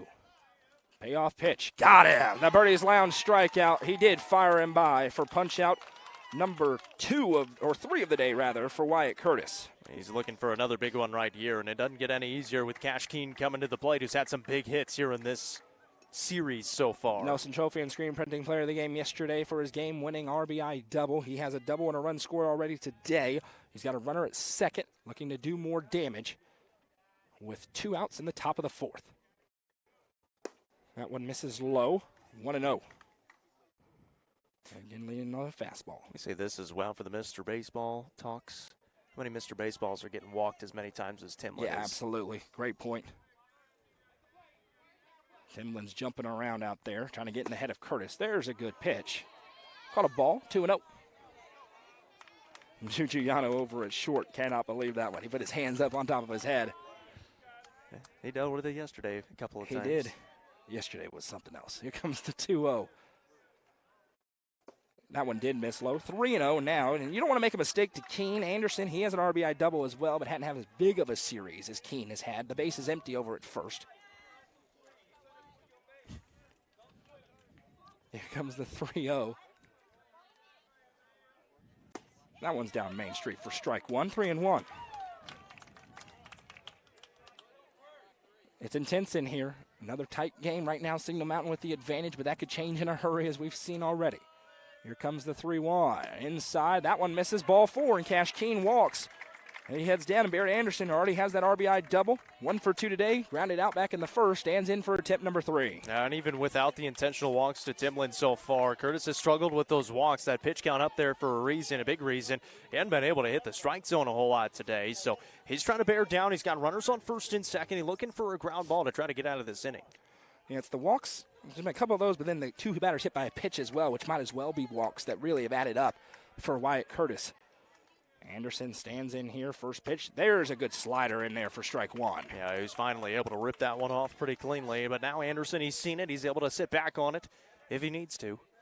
Top of the 4th inning here at Signal Mountain. It's a toasty day, the sun blaring down. Now the fastball dips low, 1-1. And he's lost the velocity, down to 83 now on the gun for Wyatt Curtis. Yeah, the sun's just getting us ready for next week. It's going to be a busy week. Spring Fling coverage presented by Gentry's Power Equipment coming soon, starting on Tuesday.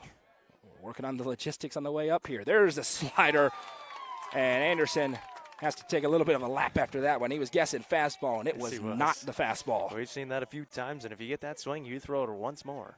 1-2 now. You throw it off the plate. As Curtis looking to get back to the dugout with a 0 on the board in this half inning. He did throw it again. This one rolled over towards Shanks, fields it cleanly. Throw to Wilson in time for out number 3. And the job is done. Some traffic on the base paths, but no damage as we head to the bottom half. Upperman looking to rally down 4-2 in this game 2 of a best-of-3 series. Coverage presented by the Southwell Auto Clinic and Nick's Restaurant and the Frontier Chevy UCR Media Network. From the sports field to the hunting field, our friends at Hall Sports and Outdoors can outfit anyone. Located in the heart of Jamestown at 207 South Main Street, Hall Sports and Outdoors carries everything from kayaks, fishing gear, and camo to guns and ammo. With top brands such as Columbia, Timberland, Under Armour, Asics, and much more, nobody can top their selection. Need some custom gear for your team? They also offer uniforms, gear, and custom embroidery. Stop by and see them at 207 South Main Street in Jamestown. Hall Sports and Outdoors, proud sponsor of this broadcast on the UCR Media Network. Clint Connor is your local auctions expert. With full service from start to finish, the Exit Crossroads Auction Group are here to make the process easy for you. Visit crossroadsauctiongroup.com for more details and current auctions. Clint Connor, your local auctions expert, is proud to sponsor this broadcast on the UCR Media Network. Yano, Holroyd, and Huddleston due up in this half inning, trying to flip the lineup over and get Upperman back in it. Just 4-2, though, bottom of the 4th inning. It feels like there's a lot of time left, Jacob, but you and I both know once you get past the 4th, it gets late in a hurry, and you're only guaranteed to have one more AB with your big bat. Says, we've got a baseball here. What happened with that? It came through the netting. Oh, well, that's great.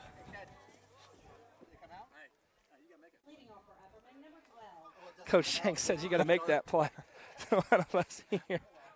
I think we just Young just deposited in a drainage ditch. Drainage that, I'm looking right at it. Through. It does not go through. I'm looking right at it. That baseball belongs there now. You're going to have to get some a spatula or something to scoop it out. Juju Yano flew out to center field. Well hit ball, but it was right at Ben Templin in his first appearance. Barrett Anderson, who's had more traffic than he's had all year on the base paths, but he's still in line for a win, which will be number 9. He's 8-0 on the campaign. Misses inside for ball 1. Yeah, and I mentioned 8-0 in all of those starts of his. Obviously, he had the one relief appearance, then he had to start in a scrimmage as well. Those are the only 2 wins that don't count towards him. Yano trying to become a base runner here and put some pressure on and maybe allow Holroyd to bunt as that one misses away. Now it's 2-0. Anderson, he's only at 50 pitches so far, so he's gone way more than that this year. But hadn't been super crisp, but he's been good enough, certainly, in this one. Damage came in the first inning for Upperman. Since then, nothing. There's a fastball that gets the call. Yano with a little shrug, stands back in. It was close on to Black, 2-1. Yeah, he gave a little bat out there a little bit. He was thinking about it. Yep, certainly was. That's when Wilburn had to reach, but he was aligned inside. Here comes the 2-1. That one inside, got him swinging at it. Took the 6-iron out, and now Anderson right where he wants to be. Loves the slider here is 2-2. He's going to this slider, especially on this count a lot. He likes to go away with it as well. He's on the rubber quickly here. The 2-2 to Yano. Wilburn does line up out there. Fastball. This one's rolled over. He's mixing up. We've mentioned the mix. Seen a ton today of the fastball, the slider, and then the changeup's been effective in there at times. And that changeup kind of drops off at that end. It'll tail into those righties, away from lefties. 2-2. Again, leadoff batter here in the bottom of the 4th inning. Upperman is the home team, so they'll get the last bats if they need them. The 2-2. That one misses low, and a good AB battling here between Yano and Anderson. And a big 3-2 count as Yano with lots of speed trying to become the leadoff base runner. And you said it, with these 3 guys at the plate, you'd love to at least get 2 of them on so you could have 2 of those top guys at the top of the lineup coming up. Yeah, Fallon and Shanks. If you can get both of them, 1 and 2, you feel good. You're not guaranteed that, of course. In some ways, going down 1-2-3 is better than the alternative. That one misses up, and a great AB for Julian Yano. It's a leadoff walk, and he gives a little bat flip as he heads down to first. As I smack a wasp away. So Yano at first with nobody out, and Carson Holroyd is probably about to get the bunt sign here. Third baseman already coming in. And that is the first walk of the game issued by Barrett Anderson on the mound. He's been in the zone a ton of his 55 pitches, 36 strikes, and the stuff that's missed badly. They've gone and chased that and bailed him out just a little bit.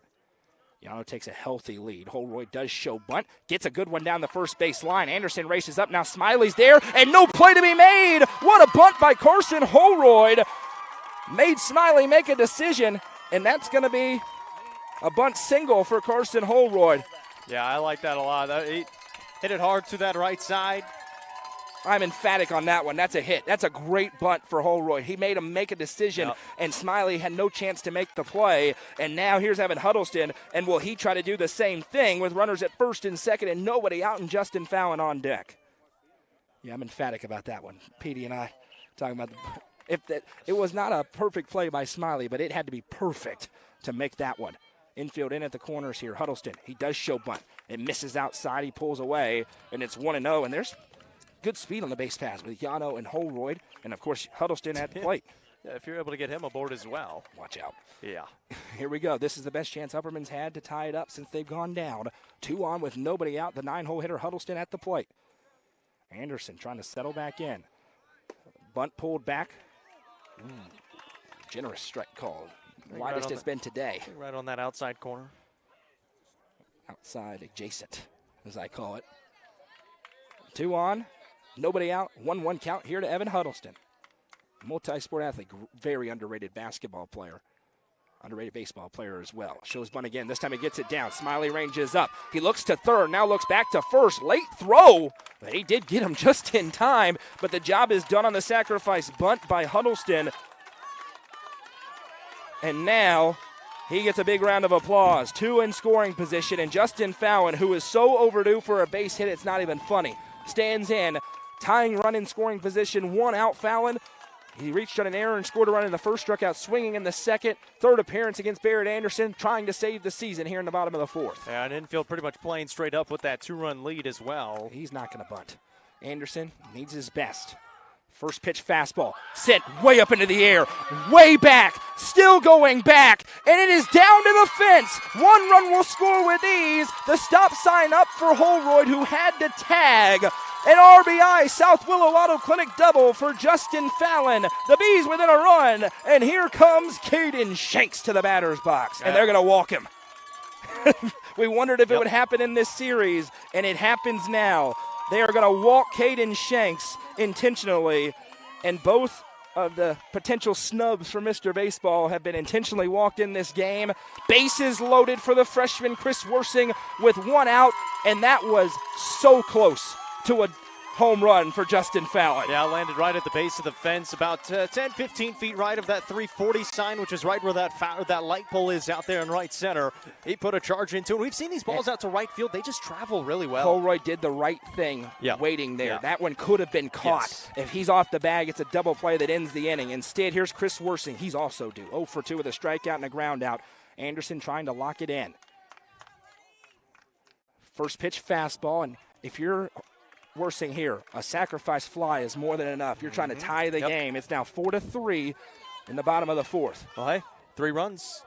3 runs, and the first time that anybody has gotten 3 runs across against Anderson so far this season. Buckle your seatbelts. We've got a good one going down here at Signal Mountain in Game 2 of this sub-state series. Choking up on the bat is Worsing. That one misses low and outside. Wilburn, he's got that wide stance. He's on his knees behind home plate, trying to block up as much as he can. 1-1. He's done a really good job. He hadn't had a lot to deal with in the dirt, but he's done a good job when it's been there. Boy, we said Fallon was due, and he hit the stuffing out of that one. Just couldn't quite get it out to opposite field. 1-1, and this one's over into right field, and it's going to get down. Worsing scores at least run. Here comes Fallon barreling around third. Upperman back in front. A 2 RBI single for the dynamic freshman, Chris Worsing. Here come the Bees. And as soon as he hit it, he stuck a finger out, pointing to the dugout on his way to first base, the freshman with a massive hit. And how about Carson Shoup and Chris Worsing, 2 of the younger guys in the lineup, and they're back to almost used to be back-to-back in the lineup, but part away from each other now. And now you have a visit from the catcher on the mound, is giving up the lead again. 5 runs across. Anderson had not allowed more than 2 so far this season. He allowed 6 all season long. Was it 7? 7 runs all season long. 5 across for the Bees. They lead by 1. We got a long way to go, but it's a trip to the mound here for Coach for Signal Mountain. We'll see if he's going to make a change. he would have Anderson available for some pitches if they go to a game 3 later on, but of course this one's far from over. But this inning's not over. Rookie Allison's at the plate, and it's runners at the corners with 1 out, and Caden Shanks is on third. Yeah, there's only 1 out, and they were trying to decide whether to send Shanks there or not, and it was smart because the second baseman is trying to bait him into it a little bit on that cut throw. And one thing you know about this Upperman team, they are not going to go down without a fight. They've shown that time and time again, and they faced 2 number 1s in 3 games. Lawrence County tagged him up. Barrett Anderson today, they have gotten to him. The question is, are they done yet? After the trip to the mound, it is still going to be Anderson on the mound here for Signal Mountain, trying to turn 2 or get a couple of strikeouts and get out of this inning. Rookie Allison now, he's 1 for 2 with a single and a strikeout. He's having a good series so far. He's seeing the baseball well. Big spot, and how about the hit for Worsing? And you're right, there was some swag on that one. He pointed to the dugout as it was in the air. Yeah, because it didn't matter if it was getting caught or not. Good base running as well from Fallon to barrel around and score. Rookie Allison shows bunt, pops it up. Anderson lays out and makes the catch for out number 2. What a catch by Barrett Anderson for a big second out. Yeah, that's huge because if it gets past him, everybody's going to be safe, and then you'd have Carson Shoup coming to the plate with just 1 out and bases loaded. Instead, it's 2 outs, and it keeps Shanks over there at third base for now. That sent this place into a frenzy. And you also wonder if that changes the calculus at all for Wes Shanks when it comes to his pitchers. We saw Alec Wilson warming up. We know they've got some big arms available. We've been told unequivocally that they are available in Shanks and Fallon today. Curtis has the glove on, so he's ready to go. Yeah, he doesn't want to go anywhere. It is the lower half of the order, 6, 7, 8, but they've done some damage in this series. They're the ones that got it going. Carson Shoup, he's having a good series at the plate. Stands in, first pitch swinging. Got him on that slider, 0-1. That's been the thing, though. They've been attacking him early on in these counts and swinging early on, so I'm okay with that swing. He's still only at 62 pitches. Yeah. He had a 2 RBI single. Reached on an error so far in this one. Big swing and a miss on that one, and delayed kind of jogging steal from Chris Worsing for a domino stolen base. But a big 0-2 count as now Anderson can limit the damage, but it's been some significant damage as Upperman has the lead again with their season on the line. Against Signal Mountain, they got a margin for error that Upperman does not have here in game number 2. Carson Shoup knows he's got a battle, choking up on the bat. He fouls that one off just enough. Wilburn took that one up high. He looks like he's okay. Tough young man back there. We'll do it again at 0-2. Shoup battling in with a solid AB. I think he got him on the hand a little bit. He kind of shook his hand down. The home plate umpire going to walk out and give him a little bit of time. Trying to squeeze that hand a little bit. It's that throwing hand as well. This has been a long inning. Yano reached on a walk. Holroyd with a great bunt, then a sacrifice bunt for Evan Huddleston. RBI double for Justin Fallon. Infield, or intentional walk, I should say, for Caden Shanks. Then a 2 RBI single for Chris Worsing. The diving catch for Anderson on the bunt by Allison. And now Carson Shoup down in the count 0-2. 7th batter of the inning for Upperman. Here comes the 0-2. That one misses away with a fastball. 1-2, and Shoup, good job to not just be in swing mode out there, as Anderson's trying to get back into the dugout, still certainly not out of reach for the Eagles. Back and forth game so far. Back and forth series. Here comes the 1-2. Swung on and missed for strike number 3. That will retire the side, but the damage is done. And also action in the Upperman bullpen as Justin Fallon is getting loose, but it is Wyatt Curtis returning to the mound. Coverage presented by Nick's Restaurant, the Southwell Auto Clinic on the Frontier Chevy, UCR Media Network. From the sports field to the hunting field, our friends at Hall Sports and Outdoors can outfit anyone. Located in the heart of Jamestown at 207 South Main Street, Hall Sports and Outdoors carries everything from kayaks, fishing gear, and camo to guns and ammo. With top brands such as Columbia, Timberland, Under Armour, Asics, and much more, nobody can top their selection. Need some custom gear for your team? They also offer uniforms, gear, and custom embroidery. Stop by and see them at 207 South Main Street in Jamestown. Hall Sports and Outdoors, proud sponsor of this broadcast on the UCR Media Network.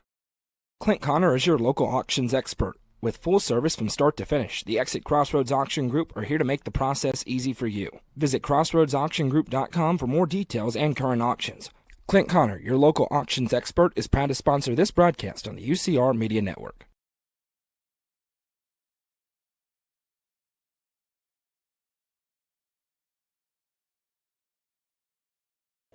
The chess match is on. Upperman has struck back a big inning as they plate 3 in the bottom of the 4th to take a 5-4 lead. But here comes Signal Mountain. Blake Wolford, Jake Edmondson, and Ty Harper. They've all done damage in this game. Wolford and Harper have at least, and they will be up in this half inning as they hit the lower half of the order. It is Wyatt Curtis once again. We've seen Alec Wilson get loose, and we've seen Justin Fallon get loose here for the Bees as the chess match is on. Oh, and this is where, at least the spot in the lineup, where Signal Mountain was able to really get it started after trailing 2-0 to start the ball game. They're finally able to get some hits across there in that second inning. The first pitch slider does not come out clean. Haven't been able to really locate it very much the past 2 innings or so. And this, as I say that, he pulls the string on one and says, "Shut up, Noah, it's 1-1. He loves talking to us. He does. Loves talking a little smack. So He does. Good young man as the 1-1 comes in from Curtis. Another slider. This one's rolled over foul by Wolford. It's 1-2. And for usually a dominant strikeout pitcher, he only has 3 Birdies Lounge strikeouts so far in this game. Well, we've seen that in those last couple of outings. Just hadn't really had that strikeout stuff, and you've said it too, that velocity down a little bit. He's pitched a lot this Oh, year. yeah, he's pitched This a is ton. game number 36 for the Bees. He's pitched in 15 of them. Yeah. And started 10. You're talking about nearly half the games he's appeared in this year for Upperman. That's a ton for a pitcher. So there's a lot of innings on that left arm, and they're hoping they get a few more. Here comes the 1-2. Hesitation leg kick. The slider's rolled over foul, and we'll do it again. And all of a sudden, the nervous energy has shifted. It had been over here on the right side with Upperman for a long time. Now it's with the Eagle fans who are here in droves to our left. Well, you said it too. For the Eagles, they can play a little bit more freely because they do have the have that second game in their back pocket if they need it. So they're not quite up against the walls yet. Coming here from Curtis. Fastball, a little bit low. Deuces wild now, 2-2. What a game already, though. It's been great. 5-4. 11 or 12 combined hits by our calculations here. Here comes a 3-2 payoff pitch. And he got him chasing the slider, and there's a bailout for Wyatt Curtis because that was going to be ball 4. Ball 3. Ball 3? Did I miss a ball?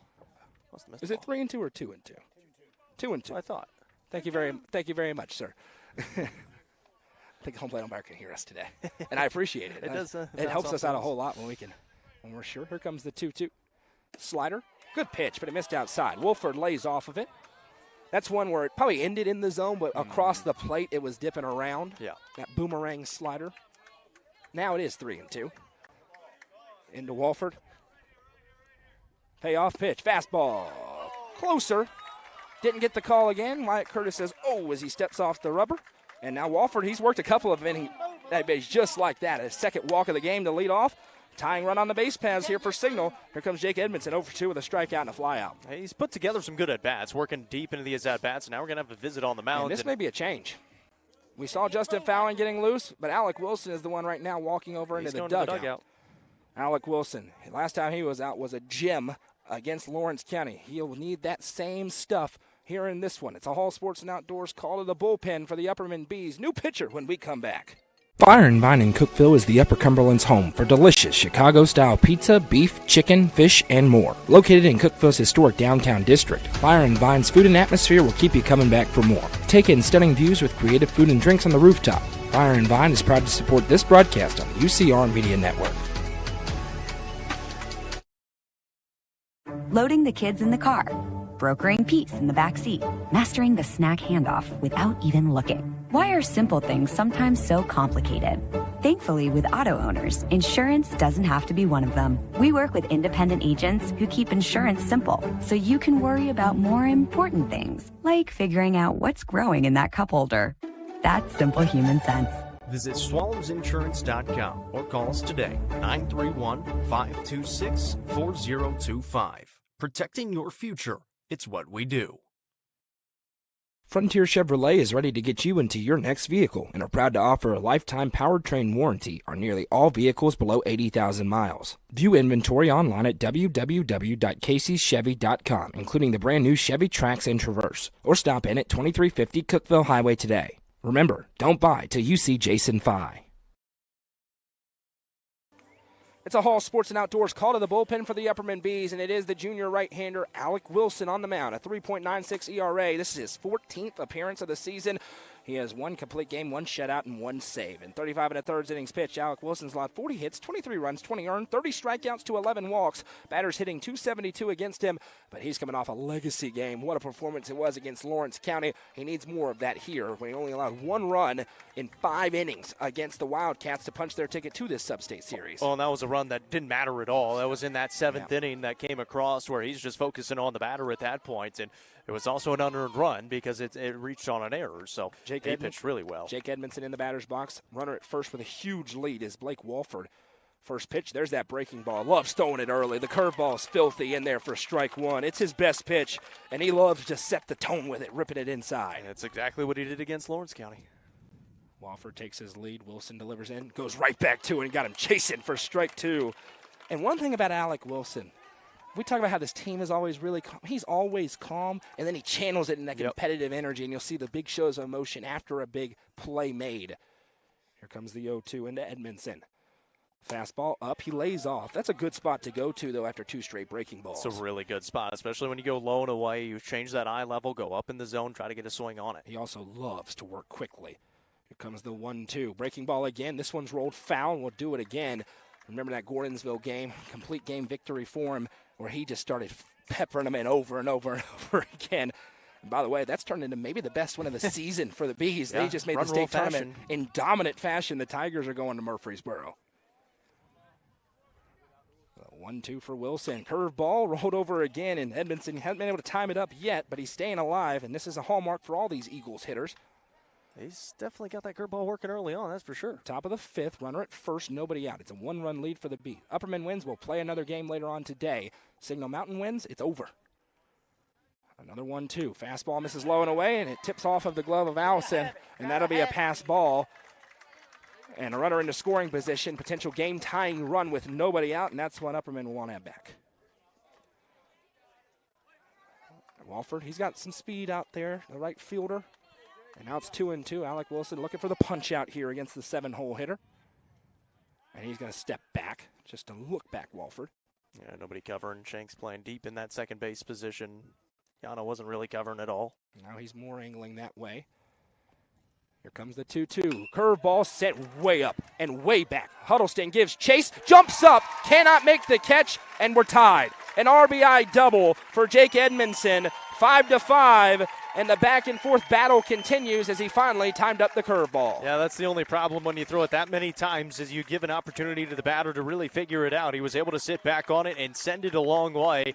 We have seen so many of those hit to the fence today. Yeah. Obviously, we saw the home run yesterday by Shanks, and we are here at almost 1,800, 1,900 feet above sea level, so it might be flying just a little bit further. Now they trade places as Ty Harper, who's having a day, hit by pitch, and a 2 RBI double stands in here for his third AB, trying to take the lead back. He hits this one foul down the first base line. 0-1. This game has been a seesaw affair, back and forth. Upperman is the home team. They'll have the last ABs if they need it. They're not guaranteed the win anymore, as it's now all tied up and we got a new game. Yeah, that's the important thing. But now the thing for Signal Mountain is you're kind of thinking about what you want to do with your pitching. Bounces in that time. Rookie Allison shows off the powers behind the plate and blocks it up.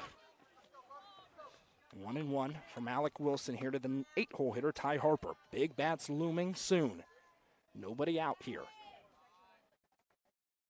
1-1. Curveball. This one's flared up. Could be a tough play, but a good jump by Yano, and he's back in plenty of time for a big out number 1. Yeah, just right off the end of the bat, Yano able to read it well off his shortstop position. And like you said, it's in a tough spot, so it's a good thing he was able to get there because nobody else would have been able to. Vance Wilburn here, and now you need to get the next 2 out if you're Alec Wilson because Ben Timblin is behind Bo Cooper, who's in the on-deck circle.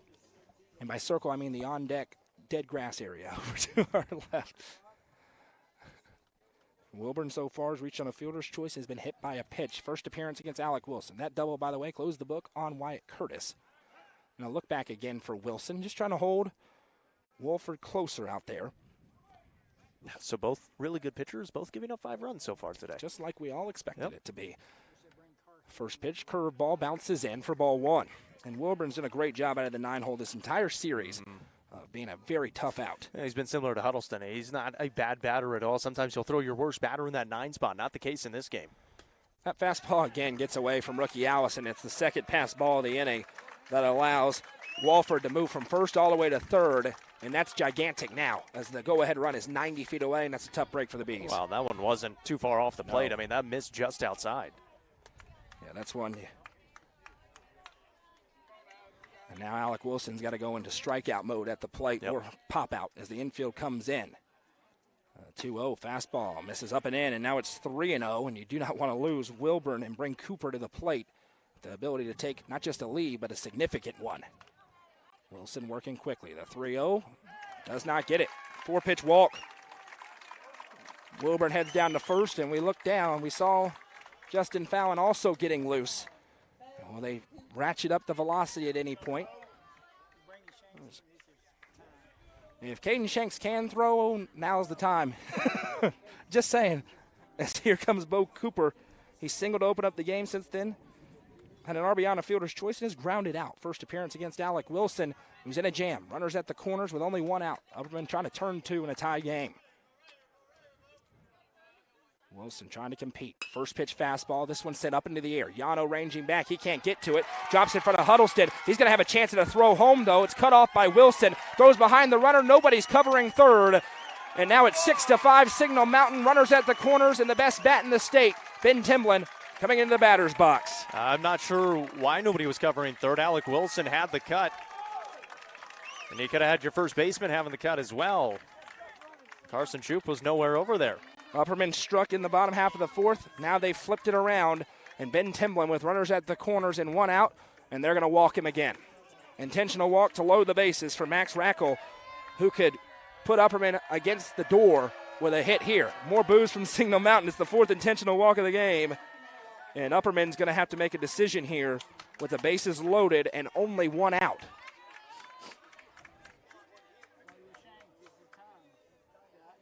You know what this conversation is right now? You got to take this personal if you're Rackle. Absolutely. Third base coach come on over, talking to him, grabs him by the shoulders. Hey, they think they can get you out. They think you're an easy out. Trying to talk him up a little bit. Back to a Signal Mountain lead as we seesaw back and forth here in this sub-state game. First pitch fastball fouled off, 0-1. And you need your best at a 23 on the mound for the Bees right here, right now. Certainly along. Not over yet. 3 sets of ABs to go for Upperman, but down one, and it could be down a lot more with one swing. Here comes the 0-1. Curveball, good pitch in there for strike two. Fell off the kitchen table on that one. Wilson looking for a big out number 2. Fires in. This one's rolled over towards Shoup, and he bobbles it, comes home, and he can't get him. Gets away, and now here comes another runner across. An error for the Bees results in 2 more runs for Signal Mountain. And now the Bees are in big, big trouble, trailing by 3. And Shoup, he just kind of bobbled it for a second, had to hurry the throw home, and I think he threw it off of the runner's back, which it then bounced off and went over all the way to the backstop. Alec Wilson has to go get it. 2 runs, able to come home. And after getting yourself the lead on a big hit in the bottom of the inning, you give it right back here in the top. No move from Wes Shanks yet. And it's been tough sledding so far as Cash Keen stands in. Runners at second and third, and they've already struck for 4 in the inning. A big answer from the Eagles. And it's the errors again looming for Upperman. They have reared their ugly head in a lot of games this year. First pitch breaking ball, misses upstairs for ball 1. Well, that's the thing right now. And here comes Wes Shanks. He's got to make a move. Where is he going is the question here. Is it time for number 1 or is it time for number 11? For the first time in a long time, they're going to give the ball to the Tennessee Tech commit, and Justin Fallon's going to come in and pitch when we come back. Don't go anywhere. What if opportunity was all in a day's work? We find new ways to make vacation dreams a reality. And that inspires me to do my best work every single day. What if you can make a real impact in people's lives with a team that cares? What I do matters, not just for guests, but for my team. We rely on each other each and every day. What if your work inspired fun and moved people? We put the world on vacation. Our job is to make people happy. Inspiring travelers around the world to live their best lives never stops being fulfilling. At Travel and Leisure, what if can be what is. Stop wondering. Join the travel movement and start a career where memories start with you.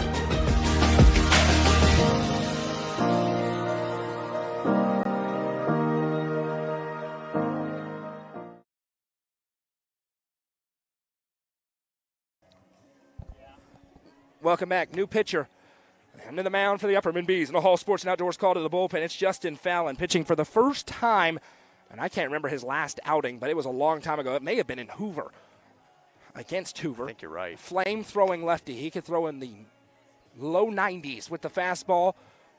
Where it's going sometimes is the question with Justin Fallon, but there's no question he's got the gas. He's here with 2 runners in scoring position and only 1 out. Signal Mountain has struck back for 4 runs in this inning, capitalizing on some timely hits and a critical error in the field. First time he was supposed to pitch was in that first DeKalb County game, that district game that he was warming up, could not go, and they had to hold him off on the mound. After that, he actually missed about a week and a half of play as well, and now back on the mound for at least a month of action.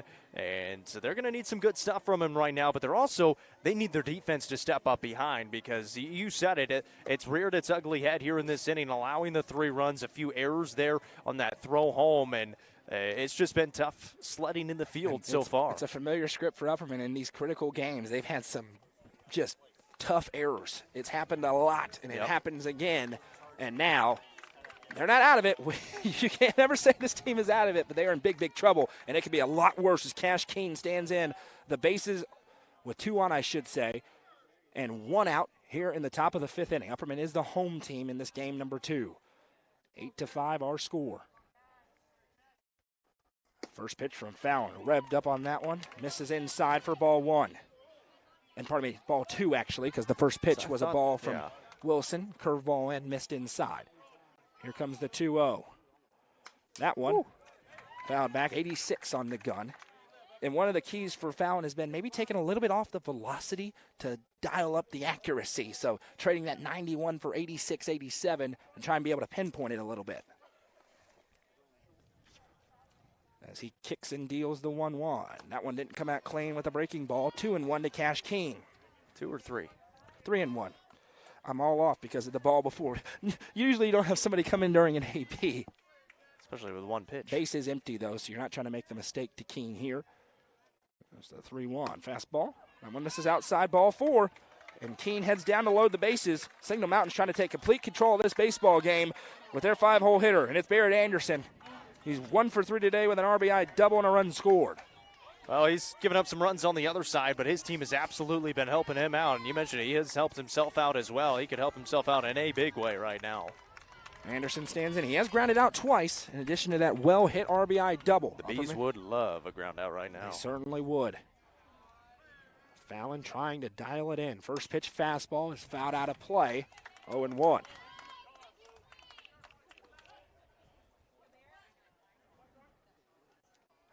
Bases loaded here. That was an all-class chirp from Jimmy Fallon to our right. That was really something. It's not very nice. The 0-1. This one's ripped over, but it is a foul ball, and it's 0-2. That would have been a bases-clearing extra base hit. How many of those have we seen as well? What, 3 of them now? Just barely next to the bag? 1 for Upperman, 2 for Signal so far. That one was further than the first two. The first one was really close. He would have had a chance to score. He would have. You're not kidding. Here comes the 0-2. Fallon revved up the fastball. Called strike 3. The Birdies Lounge strikeout. A big one as he fired up the heater on the outside corner. Signal Mountain has batted around in this half inning. Blake Walford, he opened it with a walk. Came around to score a run after capitalizing on 2 pass balls. The pass balls and the errors loom very large in this half inning. Walford stands in here, first appearance against Fallon. They've gone lefty, righty, lefty here. The 0-1 to Walford, a fastball that misses up. 86 on the gun there. Well, Barrett Anderson is hoping he gets that call in the next inning if he comes out on the mound. I wonder if they may make a change. I don't know. They We'll might. see. Upperman started to time him up. The 1-0. This one fouled back. Oh, and it hit right off the mask of the umpire. Hopefully he's okay. They take a lap. That does not feel good despite the umpire. But despite the mask, it doesn't help out. And Wes Shanks, they're going to come out. Just give him some time to shake off the cobwebs. Yeah, it gives a good jolt, that's for sure. We saw that with Lawrence County's catcher last week. Yeah, that is not a fun thing to get hit by because it's a fast pitch, just a little velocity taken off by the foul tip right into the middle of the mask, and Coach Shanks comes out and checks on him. Gives him a little fist pound. He got him in the neck a little bit. Yeah, that's not a – it hurts. It's not No, it protected hurts. right there. Tough young man behind the dish. He's going to stay in there. Bases loaded here for Blake Walford. He's trying to do some damage. 3 runs, not insurmountable. We saw Upperman just score 3 in the last inning, but it's getting late. They need an out. It's going to be the bottom of the 5th when they come up to bat. What will the score be? Wofford can change the complexion really quickly. They've already brought 4 across in this inning. Fallon revs up the fastball there for strike 2, 1-2. It's a good pitch. He can pinpoint that fastball right there on that outside corner. Definitely a strike. Just trying to paint it right back to that same spot. Here comes the 1-2. And he sends this one way up into the air. Evan Huddleston is now in center. He is under it, and he makes the catch. And the job is done by Justin Fallon to stop the bleeding. But not before a huge half for Signal Mountain sees them strike for 4 and take an 8-5 lead. Upperman looking for the answer when we come back. Coverage of Game 2 in this sub-state series is presented by the Southwell Auto Clinic and Nick's Restaurant on the Frontier Chevy, UCR Media Network. Sonia Brown is a full-service realtor and is licensed across the state of Tennessee, listing and selling residential and multifamily, land and farms, commercial and industrial properties. Sonia handles the sale from start to closing and beyond. Let her put her 30-plus years of experience to work for you. Sonia Brown with American Way Real Estate has been supporting student-athletes in the Upper Cumberland since 1990. You can reach Sonia Brown at 931-979-7145. Sonia Brown, realtor with American Way Real Estate, is proud to support this broadcast on the UCR Media Network. Nelson Trophy and Screen Printing is proud to support student-athletes and athletic departments throughout the Upper Cumberland. They're also proud to sponsor the Nelson Trophy and Screen Printing Player of the Game on this broadcast. From trophies to t-shirts, they can do it all. Stop by and see them at 120 Circle Drive in Allgood or give them a call at 931-537-9559. Nelson Trophy and Screen Printing is proud to sponsor this broadcast on the UCR Media Network. Welcome back. A very eventful past couple of half innings. Upperman took the lead on 3 runs, then Signal Mountain answered with 4 of their own. They now lead 8-5. Signal Mountain wins. It's over. Upperman looking for another comeback. And there is action over in the Upperman bullpen. And is that who I think it is? It is Caden Shanks getting loose for the first time. Last time we saw him, he struck out 14 against Livingston. Is it too little, too late, though? As Alec Wilson stands in trying to jumpstart a rally. The lower half of the order did it in the last inning. They need it again here against Barrett Anderson. Back out here in inning number 5. First pitch swinging for Wilson. I would have caught that every day of the week. Ready? 0-1. Just under that one, or on top of that one, rather, Alec Wilson. Oh, now for Barrett Anderson, he said, hey, teammates, appreciate you. Yeah, absolutely. No doubt about it. Here comes the 0-1 into Alec Wilson. And this one barreled up. Oh, my goodness gracious. What a play by Barrett Anderson behind the back to grab that one for out number 1. That's insane. That was absolutely insane by Barrett Anderson. That was a no-look snag behind the back. And Alec Wilson is rightfully upset because that is one heck of a play by Anderson on the mound. Holy cow. That's one of the best plays I've seen a kid make this year. That was incredible. And Juju Yano stands in now. He walked in his last appearance, flew out in his first. Attempt number 3 against Anderson. What a catch that time. The usual first baseman when he's not on the mound. That one comes inside just by a hair, 1-0. Yeah, that's an athletic first baseman and you right get the there. Frustration for Wilson because he's thinking, man, I hit that one pretty hard. It should be a single to lead off the inning. Instead, it's out number 1. 1-0. That one misses low. 2-0, and Llanos had a really nice approach the past ABs, really in this series. He was able to draw that walk to really get it going in that last inning. He's looking to jumpstart something here with 1 out. Holroyd is on deck.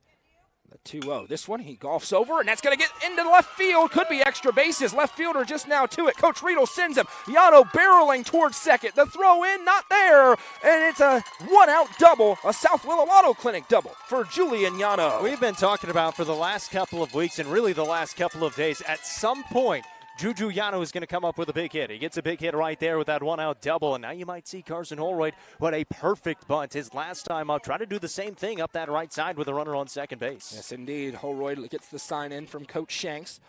There's a runner at second, so that slightly changes it, but you probably do want to try and bunt down, especially after how good of a bunt it was the last time. A little bit softer of a bunt this time. Try to move Yano over to third. He checks his play sheet as well. Anderson trying to work through it now with 1 out. Holroyd's going to swing away. First pitch, that one. Ooh, that was outside. It got the call, 0-1. That one was outside. I believe Mr. Fallon got a call out there in that last half. That's true. That's a good point. That is a good point, my friend. as the 0-1 comes into Holroyd. He swings this one foul. And now Anderson right where he wants to be. Ahead in the count 0-2, looking for out number 2 and trying to hold Justin Fallon on deck. Upperman's going to have him up in the 6th no matter what. They'd love to have him up in the 5th. But for Anderson, critical that he gets them in the 6th and not in this frame. Holroyd now with the 0-2. Anderson loves the slider here. He goes with a fastball. Holroyd chops it foul, stays alive. Good battle swing there from the young Carson Holroyd. Is 0-2. That field, Carson, that's that pitch. Just grab it. It was pitch. Yano with speed, anything down in the outfield likely scores him. Timblin, though, with a great arm there in center. So. Yeah, their outfielders have arms. We saw the right fielder come in and pitch yesterday. 3-run game in the 5th. 1 out. 0-2. This one swung on, sent way up into the air. It's into foul territory, angling, and it's going to get out of play. And Holroyd, if nothing else, he is battling here. For Anderson right now, he's up to 78 pitches, 55 strikes. And for as much as he had been cruising early on in this one, and there's been a couple of those big innings. Honestly, though, for 5 runs, 78 pitches, that's not too bad. Feels like Upperman does have a chance, though, with 1, 2, 3. If they can keep it here, those have really started to come to play. Both Fallon, Shanks, and Worsing and you have wonder all barreled up some baseballs. If Signal tries to make a change with that third time through that lineup coming, third or fourth time, I guess it is. Worsing also getting loose over in the bullpen. Another 0-2. That one swung on and missed on the off speed outside.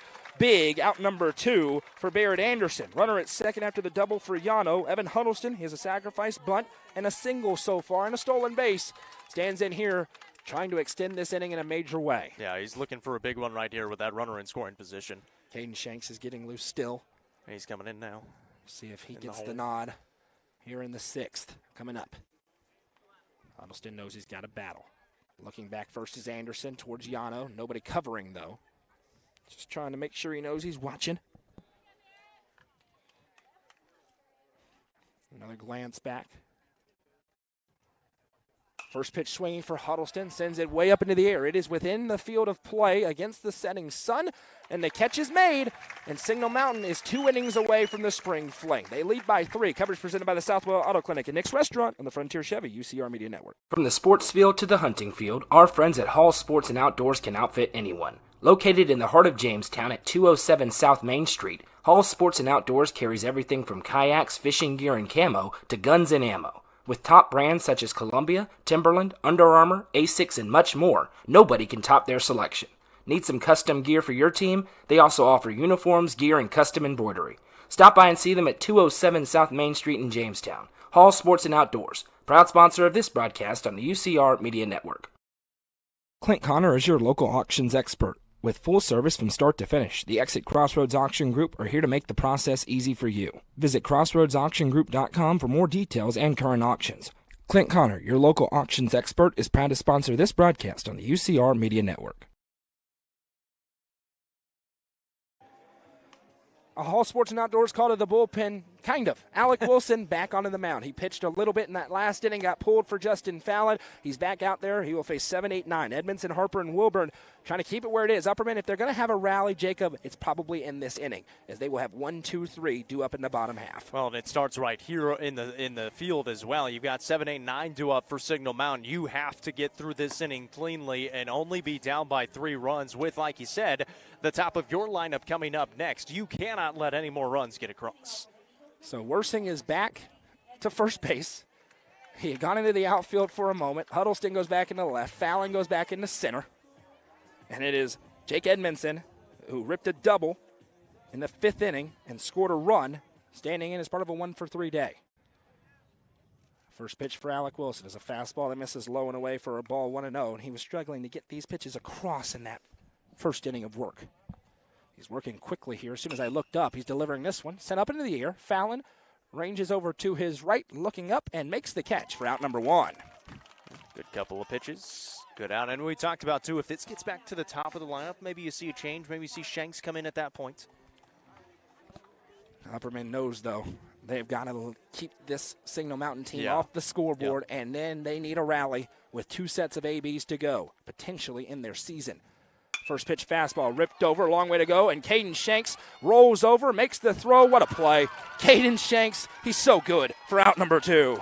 We saw one heck of a play by Barrett Anderson. That one a really good one as well. Diving to his left, able to regather his balance, get up on his feet, and make a dart of a throw to first base on the short throw. Quickly 2 up, 2 down. Upperman looking for its first 1-2-3 inning of the game. As Vance Wilburn, who walked and came around to score in the 5th, he has reached in all 3 appearances so far. He's been hit by a pitch, reached on a fielder's choice, and walked. Yeah, it comes with a tough out here. There's a good fastball in there for strike 1. Yeah, if you're Fallon, Shanks, and Worsing coming up in the bottom half, it's go time for the Upperman Bees. Here comes the 0-1. That one misses upstairs, 1-1. Revved up on that fastball there, trying to throw it in hard. Wilson. 1-1 breaking ball, falls off the table, 2-1.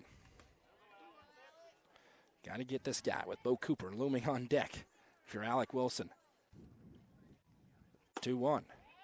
Got it. 2-2. Painted that upper inside quadrant.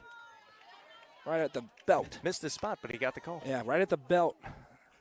It's a tough take. Here comes the 2-2. Fastball rolled over. Wilson can't get to it. Shanks can't get to it. And it's a 2-out single again. Vance Wilburn has reached in all 4 appearances. And it does flip the lineup over for Bo Cooper, who's 2 for 4. A couple of singles and an RBI. And we'll see if it will be Alec Wilson who faces him or if there is a move from Wes Shanks maybe to Caden Shanks. Or back to Justin Fallon. It's one heck of a 9 batter right there in Wilburn. I mean, like you said, been aboard 4 times. He was good yesterday as well. Timblin is on deck. Yep. So there's going to be a base runner at some point in this inning or the next inning. You got to get this guy out. No doubt. Wilson. First pitch curveball. Cooper lays off 1-0. I mean, I guess you don't have to because you're going to walk him anyways, but. You got to find out a way. Yeah. Your season hangs on the line right here if you're Upperman. Down 3. 1-0. Misses just a tick up. 2-0. And now Cooper with a hitter's count. He's a good hitter in his own right, despite what's looming behind him. A throw over. Worsing covering the bag at first, just trying to hold the runner. It's 2-0. It's a courtesy runner over, I think. Is it a courtesy? Yes. For the catcher, it is. And for Wilburn. 2-0, that one. Good pitch on the outside corner, 2-1. Yeah, dotted that outside part of the plate. Good frame job as well by rookie Allison. Didn't really need it, but did it anyways. Yeah, he hit the spot that time. Looking for more. The 2-1 to Cooper. Breaking ball bounces, and now it's 3-1, and it is go time here. At 3 balls and 1 strikes to Cooper, and Ben Timblin waiting on deck, trying to completely end this game. It's the difference between getting out of this inning and having bases loaded in 2 outs. Yep, huge. The 3-1 coming. Upstairs, ball 4. Single and a walk with 2 outs. Puts runners at first and second, and now the intentional walk is going to move Ben Timblin down to first. And it will be bases loaded. It's the 5th intentional walk of the game to Ben Timblin. He can head on down. Bases loaded for Max Rackle. And is there going to be a move? Max Rackle going to stand in here. He's bunted, grounded out, struck out, and reached on an error so far. Looking for the game-changing hit and maybe the state tournament clincher. Alec Wilson trying to battle and put a 0 on the board. First pitch, fastball. He's covering the plate, and Alec Wilson says, where did that one miss? 1-0. Must have been inside. It wasn't inside by much. That's one Rackle moved out of the way, but he is on top of the plate. Yep. Here comes the 1-0. That one, big swing and a miss, 1-1. Wilson trying to get momentum for the top of the order. 1-1. Bounces off the umpire, but not far enough as Allison is there, but now it's 2-1. And you have got to get this across the plate if you're Alec Wilson. I think that took a hop off the plate. It did. Took a weird hop. It hit the plate, then the umpire's chest protector. Went under, I believe, rookie Allison to somehow get up. I don't know how that worked, but it did. 2-1 coming. Fastball. This one's rolled over. Caden Shanks fields it cleanly. The throw to first is in time. They strand the bases loaded, and Alec Wilson does the job. Upperman looking for a rally with Shanks, Fallon, and Worsing coming up when we come back. Coverage presented by the Southwell Auto Clinic and Nick's Restaurant on the Frontier Chevy UCR Media Network. Fire and Vine in Cookeville is the Upper Cumberland's home for delicious Chicago-style pizza, beef, chicken, fish, and more. Located in Cookeville's historic downtown district, Fire and Vine's food and atmosphere will keep you coming back for more. Take in stunning views with creative food and drinks on the rooftop. Fire and Vine is proud to support this broadcast on the UCR Media Network. Loading the kids in the car, brokering peace in the back seat, mastering the snack handoff without even looking. Why are simple things sometimes so complicated? Thankfully, with auto owners, insurance doesn't have to be one of them. We work with independent agents who keep insurance simple, so you can worry about more important things, like figuring out what's growing in that cup holder. That's simple human sense. Visit swallowsinsurance.com or call us today, 931-526-4025. Protecting your future. It's what we do. Here we go. 1, 2, 3, 2 up for the Bees. Bottom of the 6th inning. They trail by 3. Barrett Anderson back out there. 80 pitches through 5 complete innings. Justin Fallon ripped an RBI double. That was nearly a home run to opposite field in his last AB. Looking for more as he stands in, trying to jumpstart an Upperman rally. It's intense in this building right now. First pitch misses upstairs for ball 1 to Fallon. We were talking about it in between the break. You got to work some counts right here, especially with Anderson, who's been working really, really clean ever since he got that lead again. He did not want very many warm-up pitches in between innings. This one for Fallon sends it up into the air. Should be catchable. Timlin ranges over. Walford there as well. Under it and right. Gigantic. Out number 1. Exactly what Upperman couldn't afford to have, and here comes Caden Shanks trying to jumpstart something. And that was a little bit tougher that time for Walford. We saw him a couple times yesterday. He kind of throw his hands out like he's trying to find it. That time he actually was paddling the sun. There were more clouds yesterday. Now Caden Shanks, he's been intentionally walked once. He's singled and scored a run and flown out another time. Stands in here for attempt number 4 against Barrett Anderson. First pitch, misses low and outside for a ball. Well, the reason you're pitching to him, he can put one over the fence, but 8-6, you're still in the lead. You don't want to. The risk-reward is different in this situation. 1-0. That one misses outside. Now 2-0. You also don't want to make the big mistake. Chris Worsing looming on deck. Rookie Allison swinging a pretty good bat. He's behind him. But it's go time for the Bees here in the batter's box. 2-0. It's a pretty good pitch, but it misses a tick low. 3-0. Both teams haven't gotten that call very much, and now there's the sarcastic cheer from the Upperman fans on the groan from the Signal Mountain faithful. 3 balls, no strikes to Caden Shanks. He will have the green light if he wants it. And he's not going to bunt. No chance. Pulls back. Ball 4. 4-pitch walk. And now, an important potential run standing on first. And here's Chris Worsing. He ripped an RBI double in a right field in his last appearance. 1 for 3 today with a couple of runs batted in and a stolen base. He's got Caden Shanks at first. Think he goes? Risk reward here. You got pretty good velocity on the mound. We'll see. Caden Shanks, though, he can steal with the best of them. Takes his lead at first. Anderson looks over. He does take off. It's a fake steal. This one's rolled over, and it's going to get through.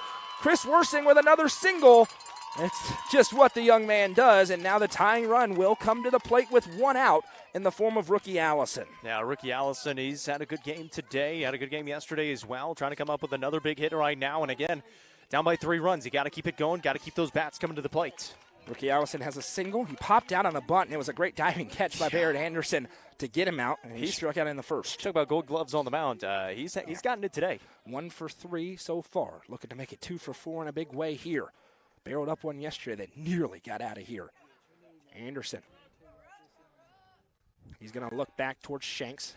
He's back in. Nobody covering the bag. Just trying to keep him honest out there. 8-5 our score. Yeah, if he hits it 10 feet further yesterday, he's got his first home run of the season, and that would have been to go ahead, I believe. First pitch into him. Got that one on the outside part. So the low part hasn't been there very much, but the outside has.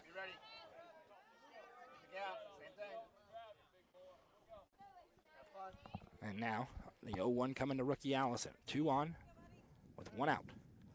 That one misses outside. Trying to go back to that spot, but it was further out. 1-1. Yeah, when the catcher's got a kind of full reach out there, it's a little bit different. Already set up out there on that spot as well. 1-1 with 1 out here. Rookie Allison trying to put together a good AB. Carson Shoup is on deck. Here comes the 1-1. That one misses even further low and outside. Now it's 2-1. Favorable count now for Rookie Allison. You could cut the tension with a butter knife in Signal Mountain in this baseball stadium right now. Tell you what, Carson Shoup would love to have an opportunity at the plate with the bases loaded. Yes, he would. He's had some clutch hits in the last week. Here comes the 2-1 into Allison. He rolls this one foul, and now here we go. 2-2, buckle your seatbelts. Deuce is wild. 2-2, 2 outs. Or pardon me, 1 out, 2 on. Upperman hopes it's not 2 outs after this next coming pitch. Allison, the catcher, stands in here. Barrett Anderson on pitch number 92 coming up this time. Starting to get up there. He's in the sun. Runner takes off, misses up and in. The throw down to third, not in time. It's a Domino's stolen base, and it's a Domino's double steal for Chris Worsing and Caden Shanks. 2 critical runs in scoring position, and it's a 3-2 count to rookie Allison. What a time to dial up the double steal for Wes Shanks. He almost got the high throw out of it, too. Scoring a run. Now, all the attention on the batter for Anderson. The 3-2 payoff pitch. Upstairs, ball 4. What an AB by rookie Allison. We talked on the way up here. The high stuff had gotten him early in the season. He's been able to lay off. And now, you mentioned it, Carson Shoup with a big opportunity to stand in here and a trip out to the mound. And it may be time for a change here for Signal Mountain. Barrett Anderson up to 91 pitches. He's already walking off. And we'll see who's going to come in. We'll wait and see. He hasn't taken the ball yet. I'm going to guess it's going to be Smiley. And we're going to find out. New pitcher when we come back for the Eagles. Don't go anywhere.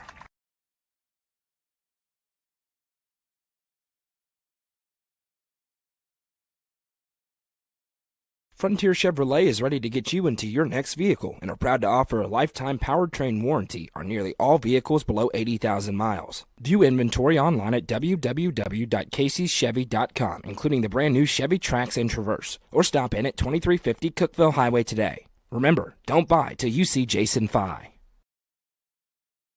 Delicious Pan Pizza is Domino's best kept secret, with locations in Smithville, Sparta, Livingston, Allgood, and 2 in Cookeville. Delicious pan and hand-tossed pizza, pasta, and more is never far away. Use the Domino's app to take care of your game day eats today. Domino's is proud to support this broadcast on the UCR Media Network. Sonia Brown is a full-service realtor and is licensed across the state of Tennessee, listing and selling residential and multifamily, land and farms, commercial and industrial properties. Sonia handles the sale from start to closing and beyond. Let her put her 30-plus years of experience to work for you. Sonia Brown with American Way Real Estate has been supporting student-athletes in the Upper Cumberland since 1990. You can reach Sonia Brown at 931-979-7145. Sonia Brown, realtor with American Way Real Estate, is proud to support this broadcast on the UCR Media Network. The Hall Sports and Outdoors call to the bullpen, and for the second straight day, Signal Mountain is going to Blake Walford out of right field. He's onto the mound. A big, tall right-hander is in the low 80s with the fastball. He's got that slider that he worked in yesterday. Faced 3 batters, gave up a walk, and had a couple of strikeouts. He faces off against Carson Shoup. Here's the situation, ladies and gentlemen. It's a 3-run ball game. We're in the bottom of the 6th inning. There is 1 out, and the bases are loaded for the Bees, who trail. Carson Shoup, so far today, 2 RBI single in the first, reached on an error in the 3rd, and struck out in the 4th. Yeah, the bases are juiced. They are, and Carson Shoup, he's looking for a big hit. He had the big one in that first inning to take the 2-0 lead, which seems like a very long time ago at this point, trailing by 3 runs. But, of course, he also had that costly throwing error that allowed those couple of extra runs to come across for Signal Mountain. So he's trying to come up with a big one right now and see if he can't play 2 more to make it a little bit closer. And now Carson Shoup will stride in here for his first AB against Blake Walford. So staying in, Anderson goes over to first. Smiley checks out, and they burn the DH as Rackle goes out into left field. He was the designated hitter. And here we go for Carson Shoup. Takes a deep breath as he stands in. It's been a walk, a single, and a walk to load the bases. And that closed the book on Barrett Anderson. Well, not yet. He's responsible for the runners on the base paths. First pitch from Walford is that slider. He was able to work it yesterday, but that one misses upstairs for ball 1. Yeah, threw it a lot yesterday. And again, he has not faced Shoup. He hasn't faced Wilson, and he hasn't faced Yano yet. Upperman hopes he has to face all of them in this inning. Walford with the 1-0. Drops off the table, 2-0. And Carson Shoup knows a walk is as good as anything else that he could have here. I think I'm taking until I see it strike at this point. I agree with you. See what Walford can throw in here. Bases loaded with 1 out. Bottom of the 6th inning. Season on the line for the Bees. It's an elimination game for them. The 2-0. Outside, 3-0. And now you're definitely in take mode if you're Carson Shoup with Alec Wilson on deck. No reason to swing. You got to force him to throw maybe a couple of strikes here. Yeah, I think I'm taking on the next 2. I agree with you. Walford with an important 3-0 pitch coming here. Kicks and deals. That one's right there, right down the middle. Good pitch for him to pinpoint it, and it's strike 1. Well, now for Walford, it's go time for him. He's able to get that one across. He kind of get those nerves out of the way, and now you can go. The sophomore Shoup gives a big, deep breath as he stands back in here. Bases loaded with 1 out. Walford. Long look in. Now delivers. Fouled off. And from 3-0, it's 3-2. And Walford can get a gigantic punch out with 1 good pitch here. Yeah, you already got 1 out. If you can get this second out, the defense can kind of scoop back a little bit. You've got the left side of the infield pushed in a little. And that was going to be a strike, so a good decision to swing at it by Shoup. Now, Wilburn again going out and having a word with Walford. Alec Wilson is on deck. What will the situation be if he gets up here? 1 out, bases loaded. Upperman trails by 3. Go ahead, run at the plate, though, in this situation. Here we go. You can feel it. It's intense in here right now. Everybody on the edge of their seats. A lot of covered mouths around the ballpark. The 3-2 coming here from Walford. Says no to the first. Likes the second. And Shoup wants time after that one took a while. Smart decision by the sophomore to reset the time. Yeah, make him think about it a little bit, too. Biggest baseball crowd of the season tuning in live right now. We welcome you in across our network. And what a game it's been. Payoff pitch coming from Walford. Shoup awaits. Here we go.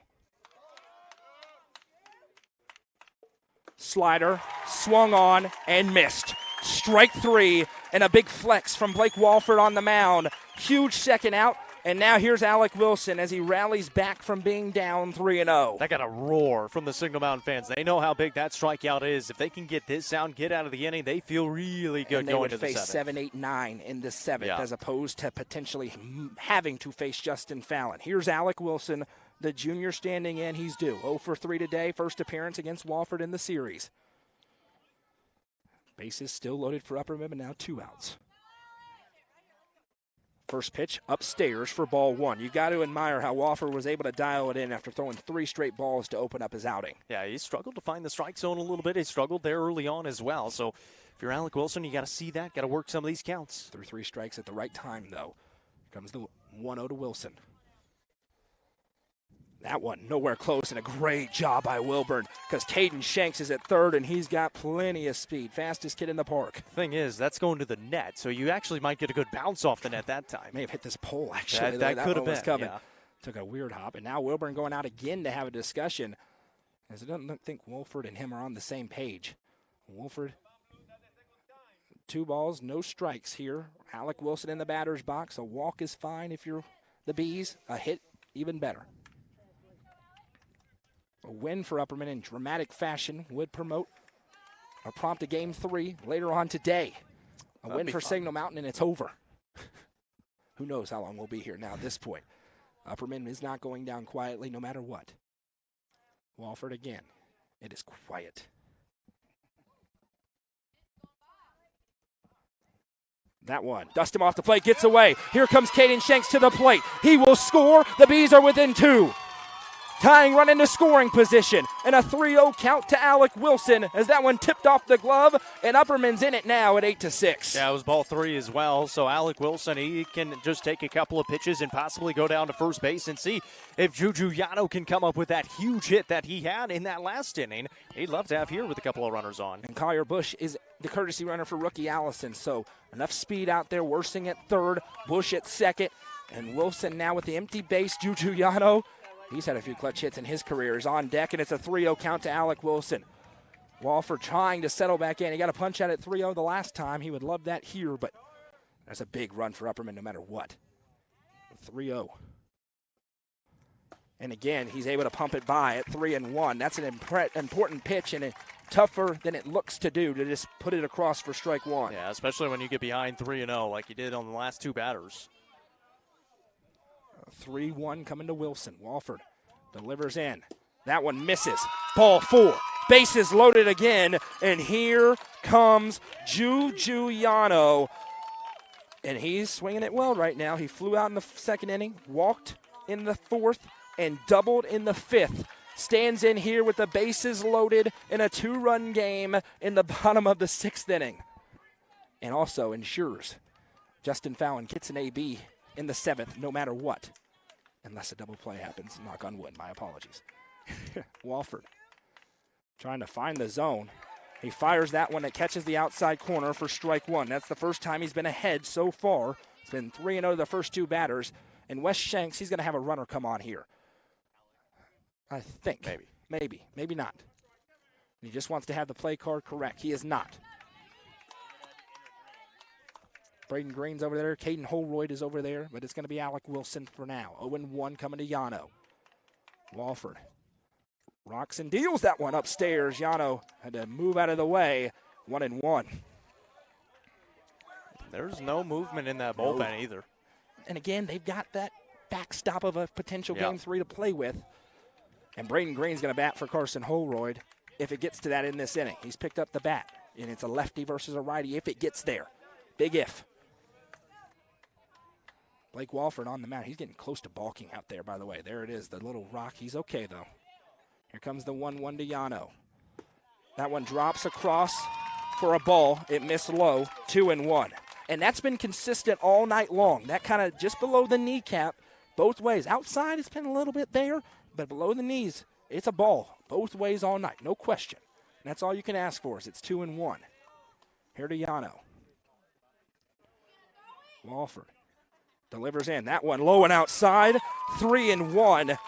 And my goodness, is it intense in here now. Jeez. You would also ensure if Yano gets on that Caden Shanks would get another AB in this game. The 3-1 coming to Julian Yano. Hitters count to a good hitter. Walford. Big leg kick. Called a strike. Waist high. It was there. And now, buckle your seatbelts. Runners will be moving on motion. 3 balls, 2 strikes. Everybody's making noise. A payoff pitch in game 2 of Sub-State. Here we go from Walford. Out of the stretch.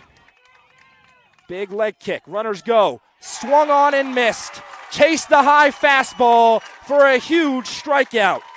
That does retire the side. 1 run across for the Bees, but it's still 8-6 as we head to the final frame. Coverage presented by the Southwell Auto Clinic and Nick's Restaurant on the Frontier Chevy, UCR Media Network. Nelson Trophy and Screen Printing is proud to support student athletes and athletic departments throughout the Upper Cumberland. They're also proud to sponsor the Nelson Trophy and Screen Printing Player of the Game on this broadcast. From trophies to t-shirts, they can do it all. Stop by and see them at 120 Circle Drive in Allgood or give them a call at 931-537-9559. Nelson Trophy and Screen Printing is proud to sponsor this broadcast on the UCR Media Network.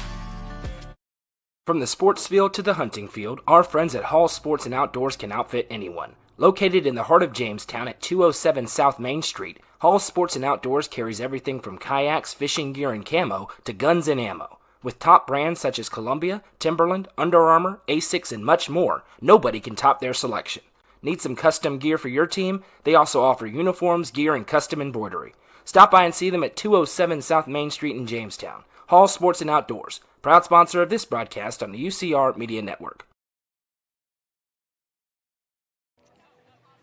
Well, that was a big-time sequence. Bases loaded. Upperman did get 1 run back, and then chasing what probably would have been ball 4. It was up about letter high, but you made the decision to swing at it, and it results in a big strike 3, and there was a huge show of emotion for Blake Walford on his way off. 4-5-6 due up for Signal Mountain, looking for insurance here against Alec Wilson, who's back out there on the bump here for Upperman. Much better in the 6th than he was in relief in the 5th. Got in a little bit of trouble with a single and a walk, but was able to work out of it and force a ground out to leave the side retired. How about this stat? Combined in this game, 23 runners have been left on base. 13 for Signal Mountain and 10 for the Bees. And we've got 14 runs across. I mean, it's been a high-scoring affair against 2 really good teams. And you mentioned how many runners have been left aboard. It has been an absolute grind. It seems like both of these teams are just struggling to get to the finish line right now. Justin Fallon is going to get an AB in the bottom half. It's going to be 8-9-1 due up. Upperman looking to save their season in dramatic fashion. But right now, it's Signal Mountain looking for insurance. They've been able to scrape runs across all game. First pitch in, swung on, fouled back by Cash Keen. And that one hits us right here. We're good. And did it stay on air? We're good. Look at that. How did that get through there? It's gone through it a couple of times. Hey, don't put it through the drain this time. Yeah. That one bounces in. I was like, that didn't get anywhere near high enough to drop in from up top. The live view saved us. It did. Thank you, live view, for the first time. And that beautiful case you have for it. It's a 1-1 pitch. Came with it, actually. Coming in, that one. A little bit low. 2-1 here to Cash Keen. As I was saying, he's walked twice, doubled, and struck out in this game. Before I was so rudely interrupted. Here comes the 2-1. This one, breaking ball, sent into foul territory. No chance for Shoop to get there. He's trying, though. He got it closer than I thought he would, but it does drop in for a strike. 2-2. Yeah, the net has been great at the bottom half. Top half, it's letting a few go through. Yeah, I didn't even think to watch out for that one as it came down. That would have been fun to wear. I heard heads, and it landed right in between. Yeah, I was so, like, not my head. Surely not my head. That was nowhere close to me. It was. It was. Very close. Cash Keen in the batter's box here, 2-2. Alec Wilson, he's thrown 36 pitches, 20 of them strikes. He wants to pitch again later today. But they got to get there. And they're going to need a little seventh inning magic to get there. The 2-2. This one's rolled over. Caden Shanks, he's got so much range at second. No problem. Over to Worsing for out number 1. Yeah, it's nice when you got your backup, your starting shortstop over at second base, and you really have two shortstops, so you can just throw them both in the middle infield. Barrett Anderson going to stand in here. He has had one big hit today, an RBI double and a run scored, but other than that, ground out, strikeout. So 1 for 4 so far. Attempt number 5, that tells you about the offensive explosions that these two teams have had. Rolls this one over. Back towards guess who? Caden Shanks. No problem again. Deja vu, 2 up, 2 down. And this is what Upperman need. They needed a quick inning, get it back to the bats as Blake Wolford is going to stride in here. He has been all over the base paths. A walk, run scored. Single, run scored. Walk, left stranded. And a run scored there as well. I was going to say, I think Wolford, he's kind of been the catalyst of a lot of these innings so far, and this one comes with 2 outs. So if you're able to get him out, bring that momentum into the bottom of the 7th. Looking for some 2-out magic here. There's that curveball. Good pitch in there. Caught a ball. Maybe inside for ball 1. Pretty good pitch. Wolford awaits.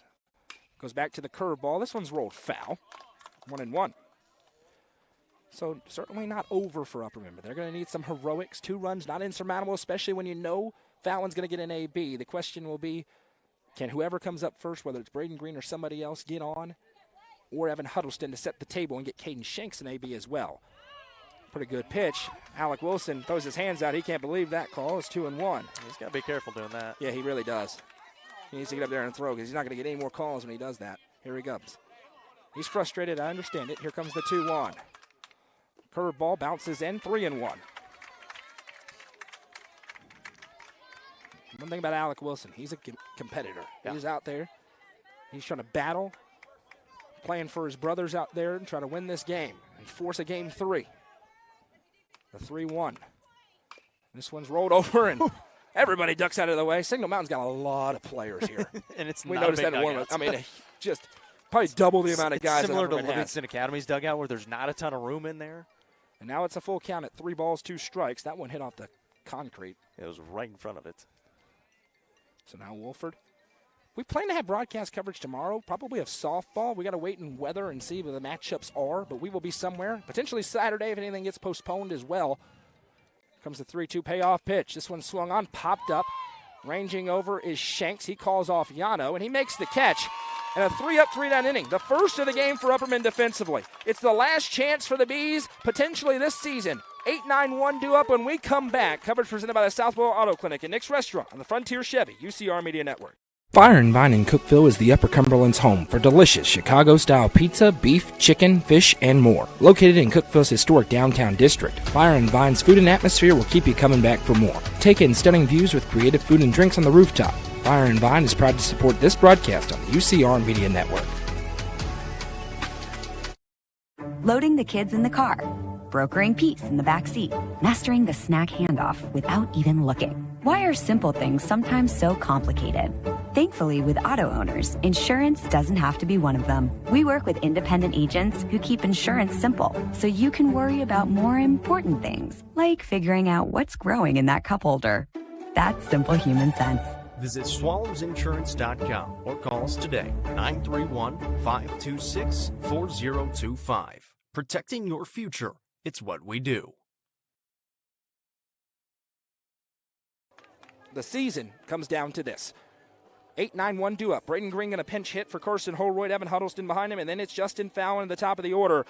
And the job for Braden Green and Evan Huddleston here against Blake Wolford on the mound, Jacob, is to get on base. In a 2-run game, they lose, the season ends. If they come back heroically and win, we'll have a game 3 later on this evening. Well, you said it, 8-9-1 due up.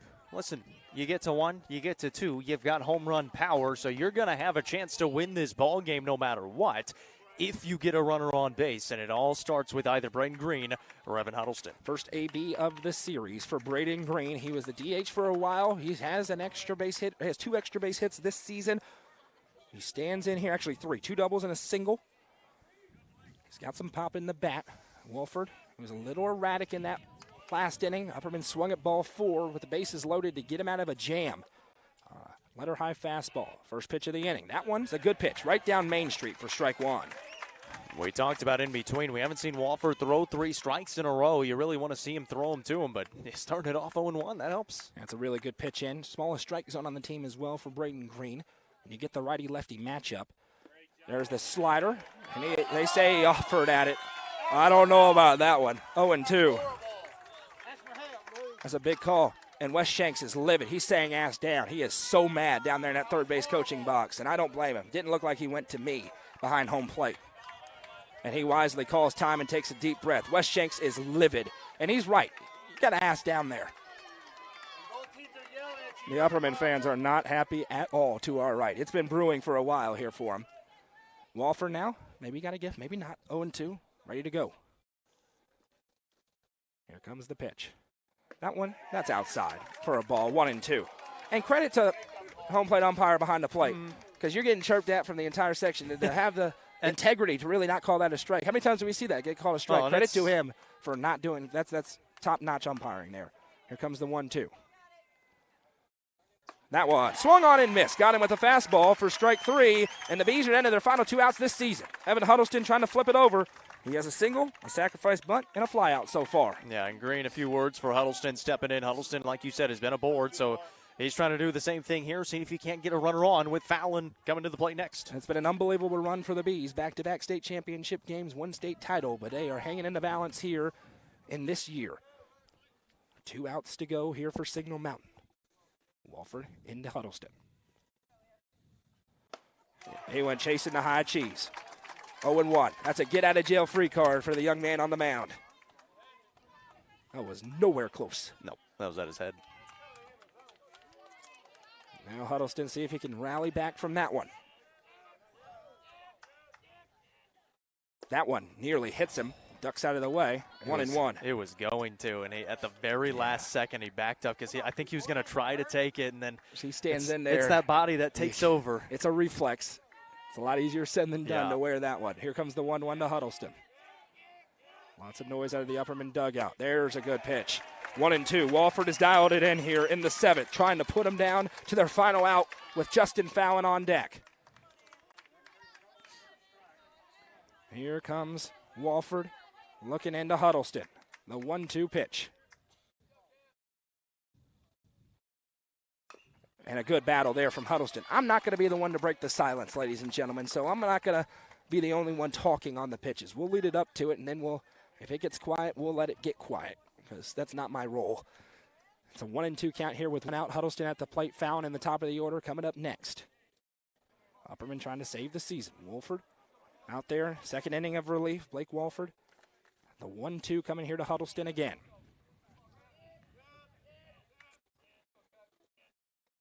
Fastball, and credit to Evan Huddleston. He's battling, choking up on that bat. 2 straight foul balls will do it again. He's got to go into attack mode here. Anything close, he's got to be putting a swing on, and that's exactly what he's doing. He's choking up a good 1 to 2 inches as well. Maybe the slider here. He's gone to it for that punch-out pitch the last 2 days. Here comes the 1-2. Once again to Evan Huddleston. Wolford toes and delivers. Slider, he sends it way up into the air. Shortstop Edmondson says that he has it. He has a beat on it. And Upperman's down to their final out this season. Justin Fallon trying to give him a chance.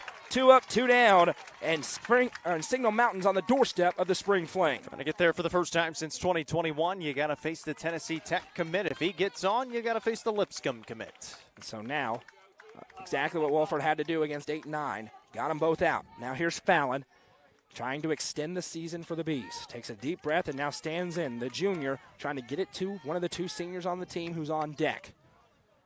Wolford.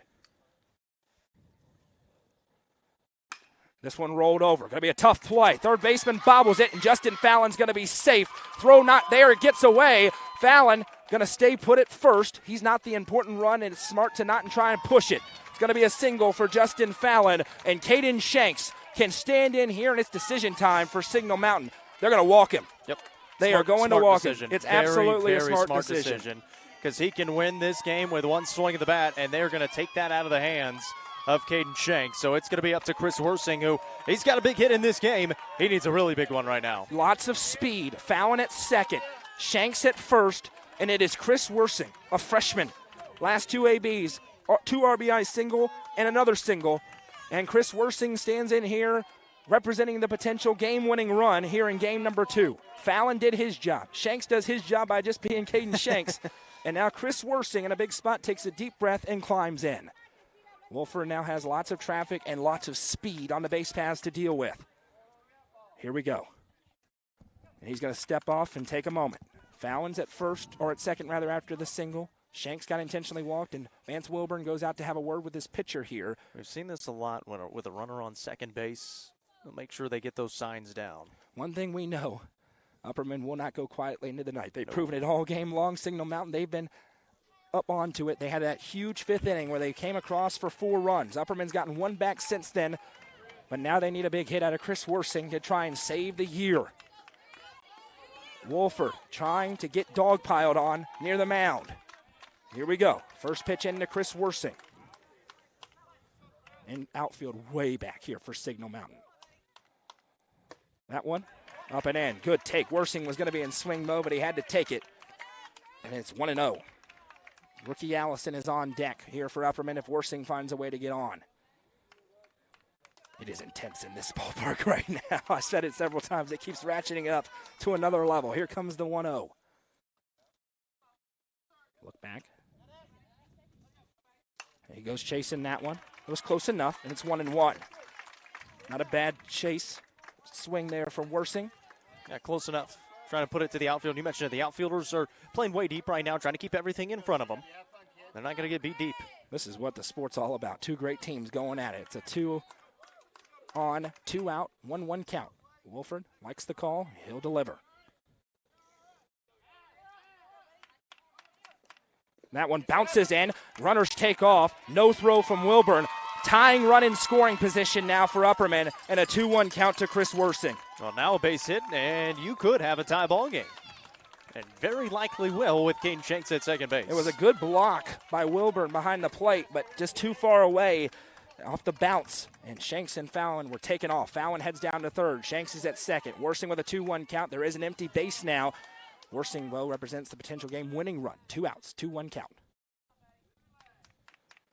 That one misses up and out. 3 balls, 1 strike. Hitters count to a really good hitter, Chris Worsing. Rookie Allison is on deck, trying to put it down in the grass in the outfield. Big deep breath on the mound by Blake Wolford. Here we go, a 3-1 now to Worsing. Misses, ball 4.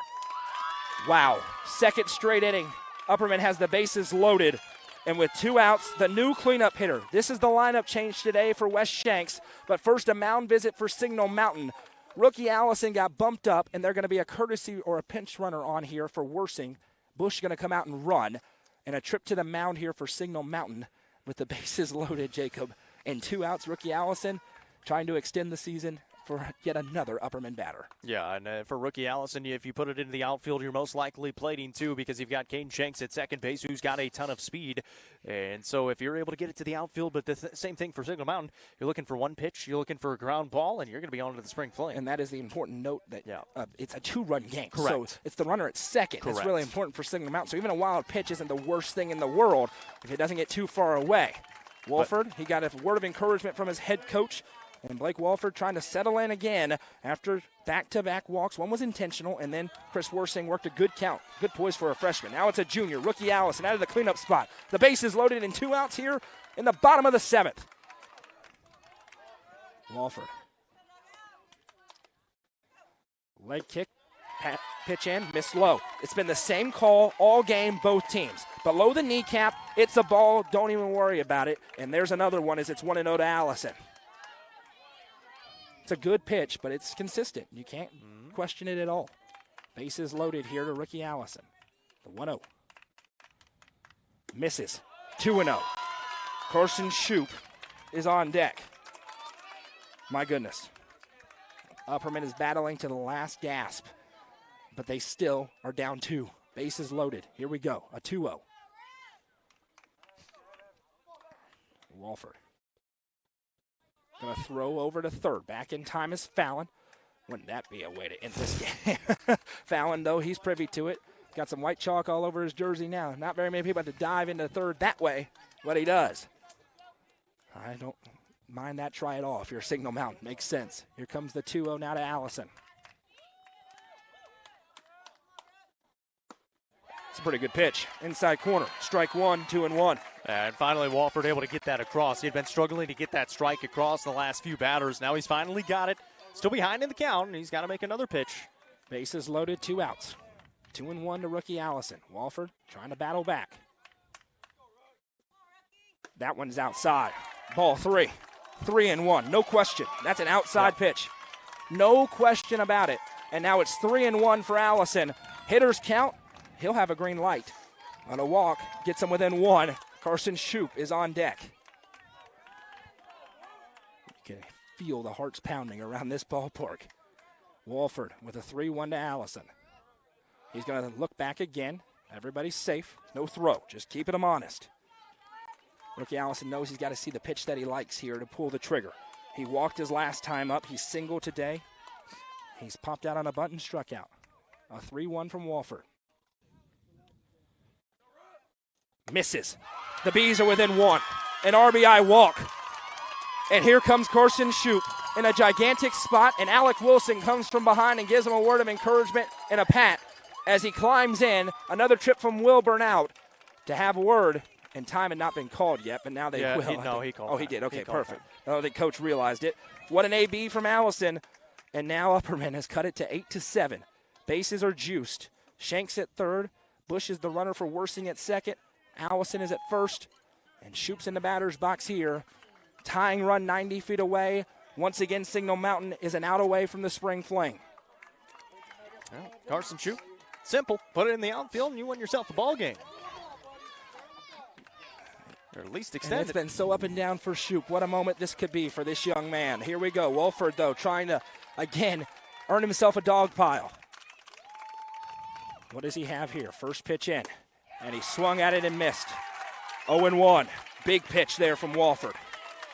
I think you're going to see some aggressive swings here from Carson Shoup. He's back-to-back walks issued, but Shoup is hunting something, certainly, with a swing like that. That was a revved-up fastball. Hardest thrown by Walford so far today. 0-1. That one misses outside. 1-1. Again, clearly outside. No question about it. It's funny because all the fans are so offset. They can't. They have no clue how far outside that was clearly offside. And, again, this has been a good zone in this inning in a big spot. Yep. Credit to him behind the plate. That was clearly outside. Here comes the 1-1. Into Shoup. That was a good take as well. Chased the eyeball high fastball. And Upperman's down to their final strike this year. 1-2. Walford now, after that one, can go wherever he wants. That one was up. Bases loaded. 1-run game. See if it's the breaking ball here to try and put it away. 1-2. Walford kicks and deals. That one flared out into right field, but it's at the right fielder who makes the catch.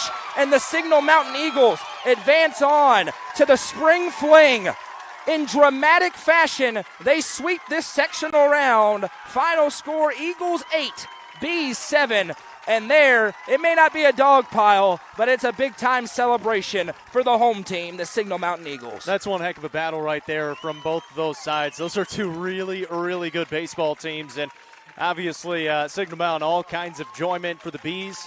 That's one heck of a run coming to a close, and the seniors on that squad that led them this year in Wyatt Curtis and Caden Shanks all getting some big hugs out there. Everybody else going to be coming back, but what they have accomplished in the last couple of years has been really, really phenomenal. And this was a really good Signal Mountain team that they fell to today and yesterday as well. So nothing to hang their heads about whatsoever. Certainly not. The Eagles advance on to the state tournament, and Upperman, after 2 straight trips to the state championship game, they will not be going back to Murfreesboro as they fall one step short here in the round of 16, so to speak, as one of the final 16 teams left standing in the classification. Signal Mountain in this ball game, they get 8 runs on 8 hits. They had 2 errors in the field and 13 runners left on base for Upperman in this game. 7 runs on 10 hits, 1 error, 13 runners left on the base paths. A combined 26 between these two teams. And again, your final score, Signal Mountain wins 8-7 in dramatic fashion to take game number 2 here today. They get it done in 2. They win yesterday 3-1. Today, a totally different ball game, but it is the same result. Signal Mountain gets it done 8-7.